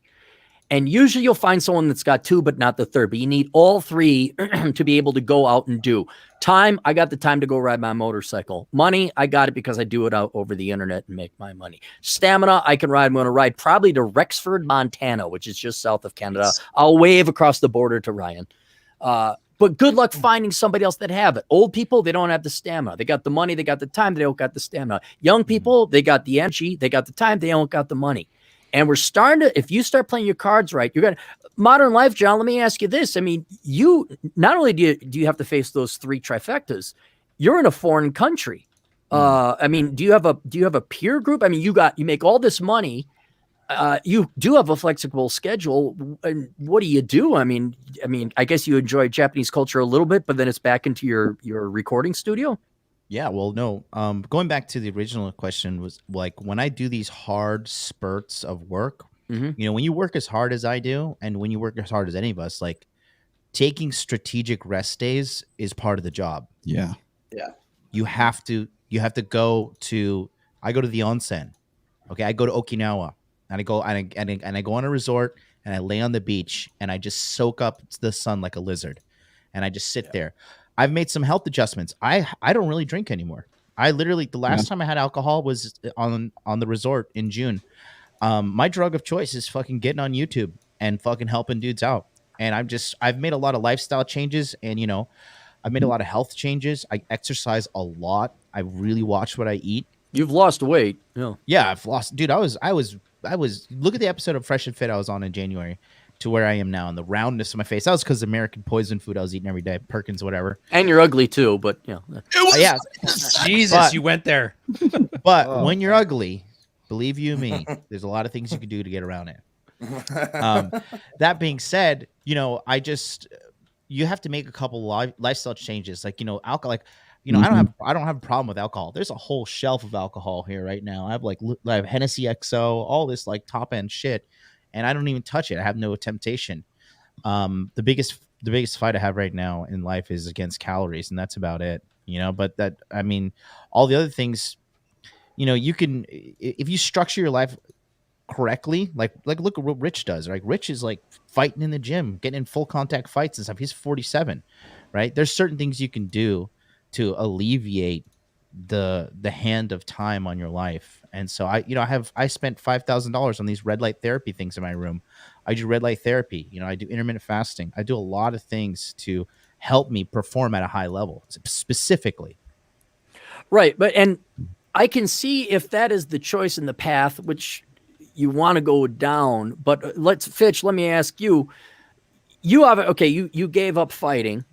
You have replaced it with something else, but you didn't just give up something and like, oh, no, I'm going to play video game. You're still going through kind of a withdrawal process to get back to where you can enjoy life. What I'm trying to figure out the debate is, okay, if it's your passion, you really like it, you're enjoying life, but what happened to I don't know about you guys, but man, I would love nothing more. Like it's Saturday morning. You know what I looked forward to more than anything else as a kid in the 80s and Saturday morning? Cartoons, eating those Snoopy donuts, going out and playing. And I don't know if we can get back to that, given that we've lived this length of life and now that we're adults. Fitch, what are you doing? I mean, you're going to have an entrepreneurial thing, but you're still giving up a part of your past. How are you doing adjusting to that? And what measures are you taking, like spending more time with your kids? Because the goal would be ideally to have the work ethic of Modern Life, John, the passion of Rollo, and the 0 F's to give complacency of Rhinestone. We're like, no, I'm going to sit and relax and do nothing. You're in between. What are you doing? Man, I'm still kind of figuring it out because, you know, I don't have the checks coming in like they did with fighting. You know, you have a big check coming 2-3 times a year. It's a big change from little trickles coming in from sales here and there. And then trying to figure out the sales thing so I can get more privates, I can get more small groups. You know, there's a lot of frustration and a lot of guilt and a lot of not knowing if I'm going in the right path because there's no big payoff like right away. You know, like I can tell pretty quickly with the fight game if I'm being successful or not because the big checks are either coming or they're not. So there's a lot of just work and, you know, 50% of that time is time with the kids too. So trying to make sure that I'm not ignoring the kids because I'm trying to do something else or get something work related done is one of the big things I find myself challenged with. Now that they're back in school and they're actually in person learning, like I can take them to school and I get time away from them the days I have them so that I can focus on the work stuff. But yeah, it's a completely different environment because, you know, with the fighting, like there's so much passion involved and I'm going to be the champ. I'm going to be the best. Like I've got to do this workout. I've got to do this thing where it's just a different feeling now, you know, making the money the way I am and helping the people the way I am. You know, it's much smaller increments of money. I've got to work with more people. You know, it's not as intense. My days aren't as intense as with the fighting, but I feel like there's a lot more that has to be done. Like I could go in and train 2 to 4 times a day, like balls to the wall. But, you know, that's still only, you know, 4 to 6 hours of work like that, where I feel like it's less intense now, but I'm doing a lot more of it. I guess, and then I'll get to some super chats here. I know a bunch of people put them in. We'll get to them later. You think anybody here is going to retire? No, maybe Ryan. Ryan. Oh, he's already retired. He retired right now. I don't know where he went, but yeah, I'll say one thing that's funny about that is like when people when they realize that you work for yourself or they realize that you have money or whatever, they don't even really know what you do, but they know that you have like a lot of leisure time. They think you have a lot of leisure time, put it that way. That's when they go, hey, you're not doing anything this weekend. Come over here and help me do this. Or, hey, you're not doing anything important. Come over here and and help me out. It's like there's this misunderstanding, I think, where people think that if you're not working a 9-to-5 job, then you're retired, right? You're retired already. You come over here and help me do. You don't work a real job, yeah. You don't have any responsibilities, and it's like, no, dude, I have lots of responsibilities. In fact, I have more responsibilities now than I did when I was working a 9 to 5. But when people see you in that kind of state, or when you say, hey, can you be here on Tuesday? Yeah, no problem. When you do that enough times, people go, okay, well, I guess he's not really doing anything. I guess he's not really working right now. So I can just go, hit him up at any time. And one of the things that gets me, Cap, is that you're kind of like your time that you could be spending, like putting putting effort into what it is that you do, incrementally gets etched away. Like, somebody says, oh, we need to go here. We got an appointment here. Got to go to the vet. You got to go to, it's like killing you with this little teeny tiny knife. I am so, and I'm, of course, I advertise myself as an asshole, but I'm about to become a weapons grade 1. I'm no longer doing favors for people. Like, oh, hey, can you put this up? Oh, hey, can you put this on your blog roll? Oh, hey, can you? I'm like, no, I don't have time. Like, you got to pay me, which is why I have no problem paying people for it, because it's like it's people's people time. Don't understand what here's my question for you, Cappy. Yeah. Why are you getting emotional about it? Because I'm not a controlled stoic like you, Mr. Philosopher. Yes, you are. And it's not a philosophy thing. Look at it this way. They don't fucking know. People treat you as shitty as you let them. Yes. That's been true for wives, girlfriends, friends, whatever. Right. And so in the rare time somebody's tried to take advantage of my time, and just like, I'm not going to be able to. Like, no, I don't even make excuses. Just no, can't do it, won't do it, whatever. What are they going to do? They're going to get mad? Okay. They're allowed to get mad. That's fine. But I'm not going to get mad about it. I'm like, I worked goddamn hard. Like, I know it sounds like, I just don't give a fuck, do my thing. They forget a 12-year military career and a pension attached to that. So, like, I worked hard for that money. That's sitting there in the stock market. That over COVID's made me, like, I've, like, doubled it in that period of time. Before I even started doing this business for myself, I saved up a 2-year war chest by not buying anything. And that was really shitty during those last couple of years when I said I had to spend most of my money just staving off the misery of the corporate job. So it sucked. But I remember that. I remember, like it's yesterday, every fall we had to take our cows up, or every summer we take our cows up to the mountain to feed. And my job at 4 a.m. was to sit there sleeping on this big fucking rock, waiting for 300 cattle to come around and make sure that none of them sneak off in a thing. If they do, I got to go chase them through the woods. And there's always that one Gunther, that one big bull that's half rabbit because they don't like running. Their testicles are dragging against the ground. And there's always the chance he's going to headbutt me into the middle of a fucking tree. I remember all those days, and I'm like, I am never going back to that. But I'm not irritated about it because, like, Rollo's not going to know anything about that shit, nor should he care. So if he starts saying, yeah, you want to come up with me to Lake Tahoe and sleep on a rock? I'm just like, no, man, I'm good. I'm good. Thank you. I'm good. I don't need to explain it to him any further because it's not his job to care, and I'm just cool with it. I think what a lot of guys do is they'll go on Instagram and they'll see like Fresh from Fresh and Fit, or they'll see John. John does the same thing. Like they'll see the lifestyle and they'll go, it's like money for nothing and your chicks for free, right? That's all it is. And they don't think that they have no frame of reference as to what that's about. So if you go right now, if you went to John's Instagram, or you went to Fresh's Instagram right now, and he's sitting poolside, or he's like driving around, or he's on a jet ski somewhere or whatever, people go, oh man, that guy does nothing. People like, he just gets his money for nothing and the chicks are free. And remember that red pill lesson about that too, that chicks don't care about the struggle. Yeah, well, exactly. Meanwhile, all these guys are looking at the same shit with John. Exactly. And so they see that and they go, man, it must be an easy life. Fuck that guy. He's a scammer or whatever. It's like, no, you watching him and thinking that's him working. It's no different. It's him doing his job. Yeah. It's no different than hiking. Where like when Walter or Myron. Well, no, I'll give you the analogy here. It's Myron right now. They're probably finally going to bed. Yeah. At least Myron is probably finally going to bed. Right? Dead ass asleep. Yeah. And they've been up, and Rollo, you were there and where they were doing all the electronics and setting up. I mean, it is a lot that goes into it. And then they rent a boat, which is, that one time that week, or they're invited on a boat. And in a fraction of a second, they take a picture. And no offense, I love these guys doing their dude bro douchey poses with some guy with his hat on backward. Like, oh God. It was like, okay, fine. They're young. I get it. you see that 1 second of their life. And it's the same thing with hiking. Like I take it, and I won't lie, I'm rubbing it in people's faces. Like, haha, you got to work today's office. And here's this picture. Yeah, I had to hike up 6 miles and 1,500 feet to get there. And it was nice. And it was, but that that's all you see. You don't see all the work and labor that went into it. Mhm.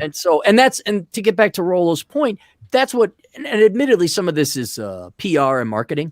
Certainly that's what it is. It's all hype. Well, I wouldn't necessarily call it hype. It's like, this is the trophy. This is what we were working for. But then people are like, oh, you're not doing it. Hey, can you do this? Can you do that? And Ryan, yes, you're right. I should not let it bother me. Yeah. But I'm not quite there at the stoic level. There's a lot of things that go into the production value of what you're seeing. Like when I go on just doing my live stream, like they don't see the investment thing that I put into this entire system. You only see this part, right? You don't see the rest of the shit that's going on around me. Or Fitch's fights. You see the fight. You don't see the months of working on preparation. Or learning. That would be so boring. Learning I should say this, learning a developing business, because it's not, you don't go, there aren't no, college classes onto how to be like a YouTuber, right? There's nothing. How do I learn Adobe Premiere? How do I learn Adobe Photoshop? How do I learn all the things? And even if you have those technical skills, then you also have the marketing skills. Then you have the branding skills. Then you have to actually have some sort of substance that you're putting out there, so that you've got to be knowledgeable about something else. And it's like, well, I can remember fielding these questions, like when people say, oh man, it must be great to be a rock star. You just get on stage and money for nothing, you chicks for free, right? You just jump on there and you rock out and you go, and then girls throw the pussies at you and you get lots of money. That's not how it works, man. That is not how it works. And there's so much that goes into putting a band together, dealing with the different personalities, then going into the recording studio. That's a whole nother animal. Then there's the business side of it. And then there's, there is so much that goes into it. And all people see is, though, man, it would be great to go up and just do a rock out with a solo and have everything done for you. It's like, no, dude, there's so much more that goes on behind that. But that's part of the magic, right? Is that part of the job you're doing? Yes. But that's what bugs me about it. And I'm not saying this is like I'm not shitting on it as like a flex. But those nurses that are bitching on TikTok about how the COVID is hard for them. Mm-hmm. It's like, I just picture myself, imagine being on a deployment and bitching about, can't these terrorists just stay home? This is hard. It's like, you guys, nobody's supposed to see the back end stuff. Marketing, I get it. You show it off. Guys are like, hey, that could be me. They sign up to it. Sizzle steak. It's like, it's none of your fucking business. It's my hard work. I did it. You don't deserve to see the fucking struggle. You're not going to appreciate it anyway. It's pearls before swine. Ideally, I would, and this is probably why John's a better marketer than me. What do you got now, love John? What plaque do you have? What are you going to show us this time? He's going to show me why I'm an idiot for having this mindset, which is fair. I'm not. I'm actually. Hey, by the way, thanks for reminding me, Rollo. He's got his 100,000 plaque. I'm like at 81 and change. So if everyone could go subscribe to this channel, that'd be great, because I want my proud thing. I can show off my Order of Magellan. I'm close to 8,000. Do you mind while you're at it? I'm going to show everybody, because everybody loves to hate on me, right? So I'm just going to show, for the guys that actually want an instructional, okay? So I did 2 videos this week on my channel. Why money matters as a man more than a woman, okay? Because as men, we are cursed with the burden of performance to the day we die, or society will be like, you're useless, get the fuck out of the way. We need you to do some work. Episode 457 on my channel, which is streamed 5 days ago, and episode 458, money matters in game and passive income gets women. I talk about setting up your primary revenue stream, calculating your life overhead, and then your secondary and your third and your fourth revenue streams. Okay. Now let me show you what this is my wallet here. Okay. I'm going to show you what I still carry around to this day. You guys are typically directionless. All right. You can see how old this thing is. You need to know what you're suffering for. All right. And this is you can see this old piece of paper here. This is what I was working towards. This is the goal that I had. Right. And it's very simple. I'm just going to read the top of it. It says, I want to earn $10,000 a month residually. Okay. Money is the most important thing that I want to secure. Self-earned so I can be free. Free to do what I want, when I please, leisure, fun, happiness, and most importantly, take care of my mom. All right. And then I write some other stuff. So I want to start a podcast or whatever. Right. So anytime I was working overtime, or I was getting treated like shit because I'm not a Japanese in Japan, and I was just like blatantly getting treated racistly, Anytime I showed up at a bar to meet some chick and she just fucking completely ghosted me, no texts, nothing, no response, nothing, right? Anytime I would whip out that paper and just be like, there's a light at the end of the tunnel, okay? Another thing I did was this, and some people may 50-50 on these things, but I wrote this down for 4 months straight. Every day, I would wake up and I would write 10 lines, and I would write, I will not hit on little boys. What does it say? What the? No, it would say... That got dark. Yeah, that's really weird. That's weird. It says, I consistently net $10,000 a month from online sales. And I did this, and I filled this book up 4 months. 4 months I did this. And I woke up and I worked hard and I listened to books and I worked on myself every day. Okay. And I did this for a very, very, very long time. And it has absolutely came to fruition. It has come to light. I've made it happen. All right. I wake up every day. I have a plaque on my wall that tells me I make $100,000 a month now, and I'll hit that number as well.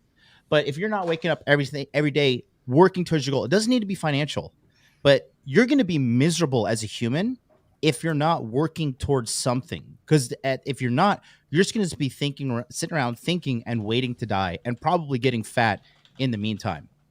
So Especially as humans, as a man. Yeah. especially as a man, you can't just be sitting around doing nothing. Right. And like I said, you guys, I came on with the original group late 2018, and then we had the 2019 shit, and then 2020 was a rocking year, and here we are 2021 live and thriving. Where's our Green competition? goes to the top. Where's our competition? Oh, good point. Exactly. Right. Jail. Not yet. But what we're doing right now is we're just showing you guys, like, this is how, as a guy who has come from the bottom, who is now in the more than the top 1%, that's how I did it. And it took a lot of work. But what's the alternative? Even if you want to make like $80,000 a year, dude, if you live in like Idaho or Kentucky or the Carolinas or Florida, $80,000 a year is good money.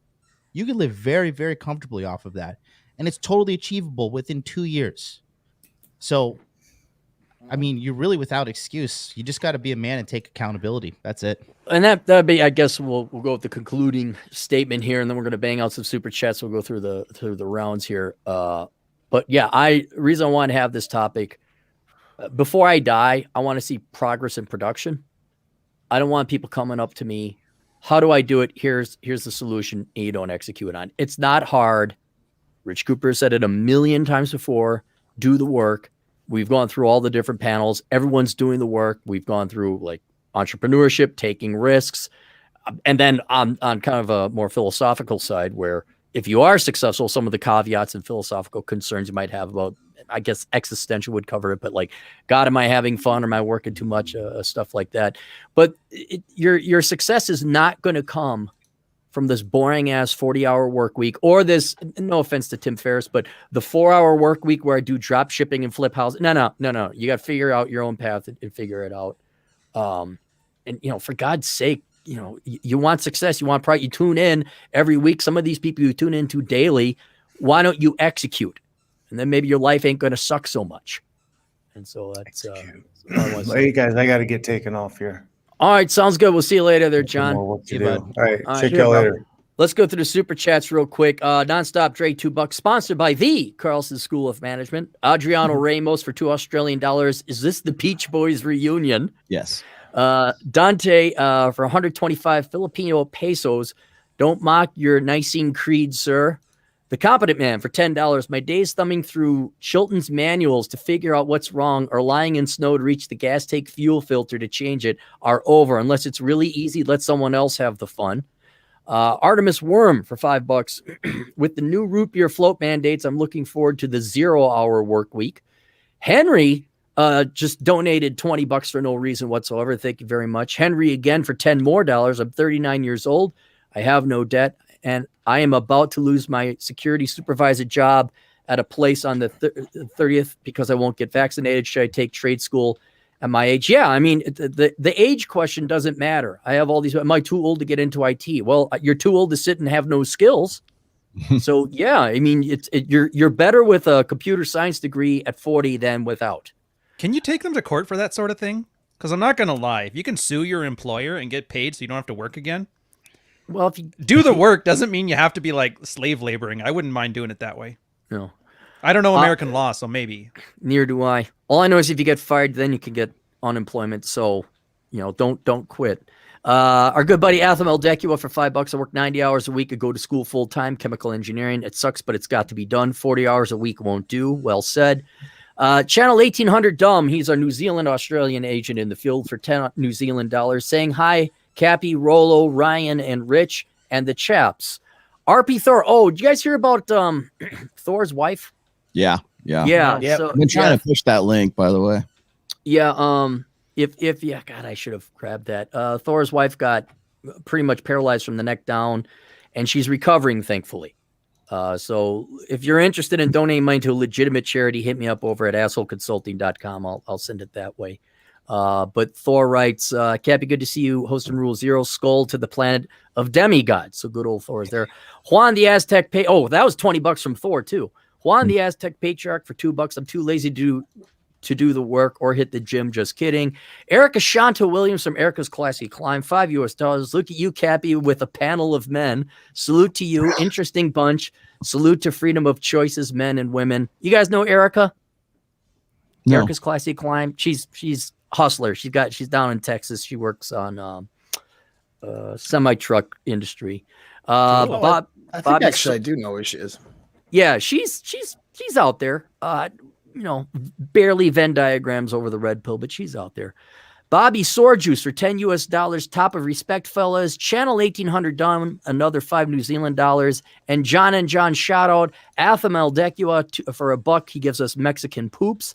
Cal L. Love Cappy hosting Rule Zero. Best Rule Zero title ever. Hashtag Don DeMarco. What's Don DeMarco? Somebody explain. no. Rollo, what? I don't know. I don't even know what the foam cannon party is. God damn you, Clary. Had Rich is going to disown us now, but Okay, all right, never mind. Just explain it to me later off camera. And then Channel 1800 dumb another $5 New Zealand dollars. Rollo, you talk about all femmes being solipsists. Would you include that statistically as almost or most are clinically narcissistic? no. I make a distinction. Go look up my I've got a full video on narcissism versus solipsism. Are women like predisposed to narcissism? Yeah, they can be, particularly now, but like solipsism is a completely different dynamic. Okay, then we got some more recent ones that just came in. Let me make sure I get these before we go. Irish Alpha for €5. In my corporation, now women are pushing for 4-day work weeks, claims it ups productivity. Let women have corporate America. I won't even worry about it. I wrote an article about it. If these women want to slave away and work and let them do it. The future can I add to that, is though, this. Clary? Please. Okay, military has this thing, quality of life. All the old guys used to tell stories about how their captain didn't allow them to take leave for their own wedding or the birth of their child and shit like that. And then in the mid-90s, I think it was 95, they first started letting girls on board ships. And the first thing they started doing is complaining about quality of life. And so help me God, it was a wonderful thing. Over the next couple of years, they wanted to retain women on board. So they started doing all these concessions. Guys were all of a sudden starting to be allowed to take leave for their families. Like, my son's got cancer. Can I not go on this deployment and instead see him on his last days? The captain's like, well, quality of life. The one thing I will say that is good about women nagging their way to freedom is that they can drag the rest of you with them. And so there is a good thing from it. So those women pushing for that 4-hour work week, whatever the fuck, if they get it, you're going to get it too. Do you ever see Dirty Rotten Scoundrels? Oh, yeah.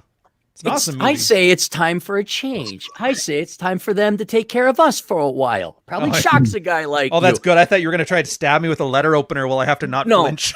No.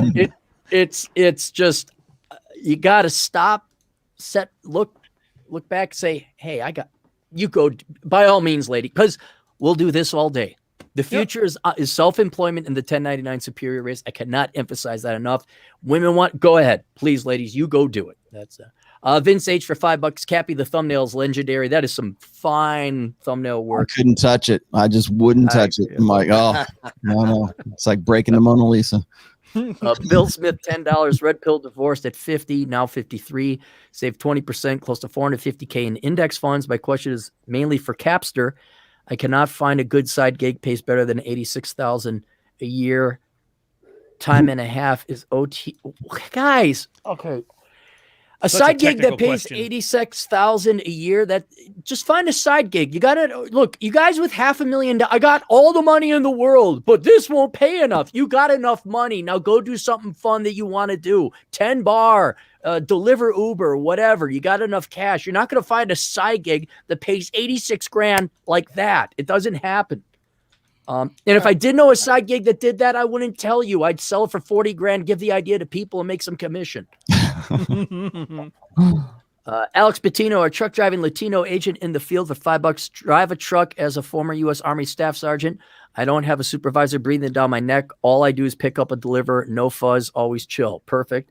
He's a regular. We got Nonstop Dre, our well-endowed black male agent in the field for $5. Does Ryan find it easier to relax as he worked manual labor and has military experience when he was younger compared to you guys besides Apex? Interesting. I wouldn't be surprised. Like I said, I don't know how hard you guys work. I mean, have worked in the past, or what your. I'm not going to play the who had it harder experience because everybody loses on those ones. No, I envy your position. I mean, I wish I could zen out like you. You're more the philosopher on the panel. Well, I just got enough experience to know. I guess I don't know. It's weird saying that to guys. You're like 15 years older than me. So, Yeah. But like I've been there. I've done it. I've seen some shit. I've traveled around the world. I've done all I need to do. Like there's literally nothing else I can do to add to like a list of accomplishments. I've traveled around the world. I've done time in the military, so the tradcons can shut the fuck up. I've worked on a farm, so I got the salt of the earth thing. I've done corporate gigs. I've earned good money, so I've done that thing. It's like, what else? It's not the years, it's the mileage. Does digging fire lines for wildfires, does that count as manual labor? Oh fuck, I hate that. Did that shit. just That's up there with me like have to go. bucking wood on the forestry range. Yeah. Digging those holes, Yeah. following the skidder around with the piss tank, Yeah. all that firefighting shit. Jesus. Yeah, my stepdad used to loan all of our Ironically, equipment I'm in out. better shape than a lot of the other volunteers. Oh, I can imagine just not having the shit locker in front of you. Yeah. Okay, last super chat, then we'll close out. Bill Smith, $5. I'm asking at $42 an hour times 1.5 pays $63 an hour. So it's working overtime, a side gig. Cap, settle down. I don't know if overtime is working a side gig. I mean, it's extra money. I guess it is financially a side gig, but part of the whole reason of having a side gig is you have multiple streams of income, so you're not completely dependent upon one employer. So yeah, I'd say $63 an hour. But you got $500,000 and you're close to retirement age. I think you're okay, unless you're living in California or some. What's his costly opportunity shithole. cost? Like, what is his use of time outside if he wasn't doing that? I think that's something he's avoiding. I always say this: when you changing time for money is a poor man's game, and as you get older, your time gets valuable. So you have to exponentially. You're gonna raise- die. Yeah, Yeah, that's why Rich had to leave. He ain't got that much time. He's so old. Look how productive Steve Jobs was in the last like 6 years of his life. Yeah. To the day he dropped dead. Yeah, I know that feeling. Like I quote Steve Jobs, I want to leave a dent in the universe kind of thing. I always have that in the back of my head. And people, like, whenever I say that, it's like, I want to get some things done before I die. People go, does Rollo have cancer or something wrong? No, there's nothing wrong with me. Okay. It's just that, I want before I get to a point where I'm not as, I guess, viable in this sphere as I have been in the past, I want to have kicked a dent in the universe. Yep. There's a great song by William Shatner called "Live Life Like You're Gonna Die," and it's a great song. Everyone should listen to. He reads it more than he sings it, of course, but it's a great song. Everyone should tune in. So, is that one where he was doing like the lounge singing thing with the cigarette? Yeah. Oh, Yeah. that's awesome. I remember that song. It's a good album too. It's totally worth it. It's say what you will of William Shatner. You gotta have like one of those experiences when you lay down and they give you anesthesia and like they simulate death. And, that really makes you come to that gives you a quick come to Jesus moment. I had one last week when I was getting my wisdom tooth taken out, and I was like, woke up, I was like, I'm gonna work hard every fucking day this morning. Yep. You lay on, All right. they put the heart rate monitor on me, and then my heart started racing, and all the Japanese doctors were like, this guy's a pussy. All right. Well, let's close it because we all have stuff to do, and I want to get on the road before it gets too dark. Rollo, what's going on? What do you got? Just my show tomorrow. For people who keep asking me, yes, the Audible version of Book 4 will be available this month. It is with Audible. It is being reviewed by Audible right now. If everything gets approved, it should be up next week. Actually, they've had it for at least a week now. They say it's 7 to 10 days for the approval. It took a month for it. Yeah, it took a month took for me my about a last month, book. too. Yeah, but it is with them. It is done. It is complete. It will be soon. So there's your answer to that question. The other question is book 5 is I'm going through the editing process right now. I'm just like stripping out. I put a lot more into this book than I ever anticipated to. So I'm like actually stripping out things that I'm trying to simplify things a little bit more because this is definitely not religion, put it that way. So that's coming up. I'm deciding on whether or not I want to go with like Gumroad first or if I just want to throw it on Amazon to begin with. I probably will for a little while. I'll just keep an ebook and then I'll like make it a real book later. So that's coming up. And then, of course, tomorrow at 1 p.m. Pacific, 4 p.m. Eastern, I will have my live stream. My long form show will be going on. And then if you haven't seen Wednesday's show, which was a show on religion as well, Red Pill and Religion, that exploded bigger than I ever thought it would. So go ahead and if you haven't seen that already, go check it out. So that's me. Cool. Ryan. Well, for me, I got the 2 channels. I got Ryan Stone. Every Thursday right now, we're coming out with mid-watches. What this is just field reports from guys. And the very important ones, a lot of the note swapping. It's basically all the actual red pill shit minus the bravado. It's so boring.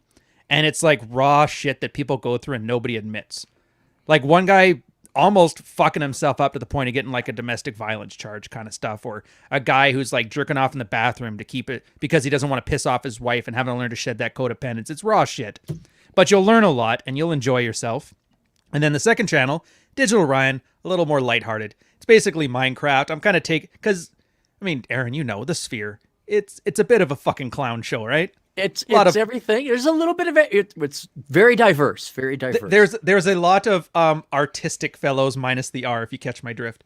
So I'm kind of taking the piss with that stuff. Like every day I donate a baked potato to the memorial of John Anthony, the greatest pickup artist in the world. But, I mean, if you don't get the inside jokes, that's fine. You'll get there. But a lot of guys are in the chat swapping notes. It's just a more casual environment.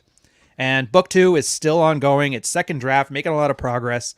It's going to be the most comprehensive book on dead and dying relationships and the process of dread games. So for once and all, some guy talking about not wanting to hurt your wife's feelings is bad and dread is bad. He can finally put that to rest and go, here's the Chilton manual for fucking your wife if you fucked up your marriage. Chilton manual. Yeah. It'll be really good. And beyond that, just subscribe to the channels and I'll keep you informed. And don't forget his book, The Fook Files, which has advanced one of my... I am going to write a essay about it because you put me on to a great philosophical observation. So. Oh, that's nice. Paul. Hey, what's going on? I just want to... real quick, like recap on everything we're talking about. So, talking about being successful. It's my observation here is that, look, just do what the hell you want in a way that provides massive value for others. If you can figure out how to monetize that and then scale it, you're going to be successful. You're going to get what you want and you're going to get lost in your work day and you won't be caring about how many hours you work, because you're going to love it. ApexMindset.net. That's basically if you want to get on my lists or, book a consult or whatever, and go to the channel Apex Mindset. I'll be dropping a new batch of videos here soon. And I got some courses and memberships and a private community and some stuff coming out here soon. So that's it. That's all I got, guys. Cool. And Modern Life, John. Everything woke turns to shit. Okay. All right, that's what we're going to be talking about on Dude Party on my channel going next. Everything Sick. turns to shit like America. Cappy, you got to join me on the Cappy, you got to join me on these America's losing to China streams. I would like give me a little heads up, but really, I want to hop on my bike and get out of here before deer start jumping across the interstates at dusk. No worries, not today. But you guys can find me on YouTube on Modern Life Dating. I'm live streaming every single day in the month of September. So I'm doing back-to-back months. I live streamed every day in August, and I'll live stream every single day in September. Come get your free education every single day. Episodes 457 and 458 exclusively talked about how to go from minimum wage to getting an actual career that pays money, to getting a savings account going, and then how to develop multiple streams of income and to secure yourself financially by the time you're 30. So, because the reality is, if you go from 18 to 30, you don't have your money sorted out, you're a fucking loser. You have no excuse. You wasted 12 years of your life. So I cover exactly how to do that on my channel. Modern Space Life Space Dating. I've got Pandemic Pickup, the Delta variant, coming out on September 30th. So we're going to teach you online game and pickup game, and we hired a female model to show you how to sit next to a girl, how to kiss her, how to take off her bra, how to do all these things step by step with consent, so you don't fucking end up on Channel 9 News like a couple people who get potatoes dedicated to them. So that being said, it can all be found for you at pandemicpickup.com. It's coming out September 30th. I'm going to teach you guys how to get this shit done, because you guys do want sex, whether you fucking want to lie about it or not. You do want sex. I'll show you how to get it on a clean slate. I'll teach you how to be a real man. Come on over. No, I want enlightenment and purpose and meaning in life. Can you help? John, how do I do it without any effort? Without any effort, Cappy? Yeah. No effort, no skills. How do you do that? He's so cracked, Jesus. Yeah. I'm aware. I know my audience. It's like 9 out of 10. Well, I don't want to do the work, but all right. And then me, please, if everybody would kindly subscribe to my channel. I want the plastic thing. Let me tell you why I want the plastic 100,000 subscriber. I want to show it to my parents and then have like, oh, anyway, so how's the things going? Like, I want them to just completely not know what the hell it is. No idea what they're doing. No idea. I just want my proud plastic thing. And they'll be like, yeah, no one cares. No one knows. And that's about it. And then I got the book of numbers, analyzing the ROI of the pursuit of women. Some guy wrote this book. I don't know. But this one is way better than this. If you bought this book, you really got to get this book then. So, but I guess this book is good too. I recommended Rollo's books. I recommend Ryan's books. There's also Curse of the High IQ. That's for you smart people. How not to become a millennial.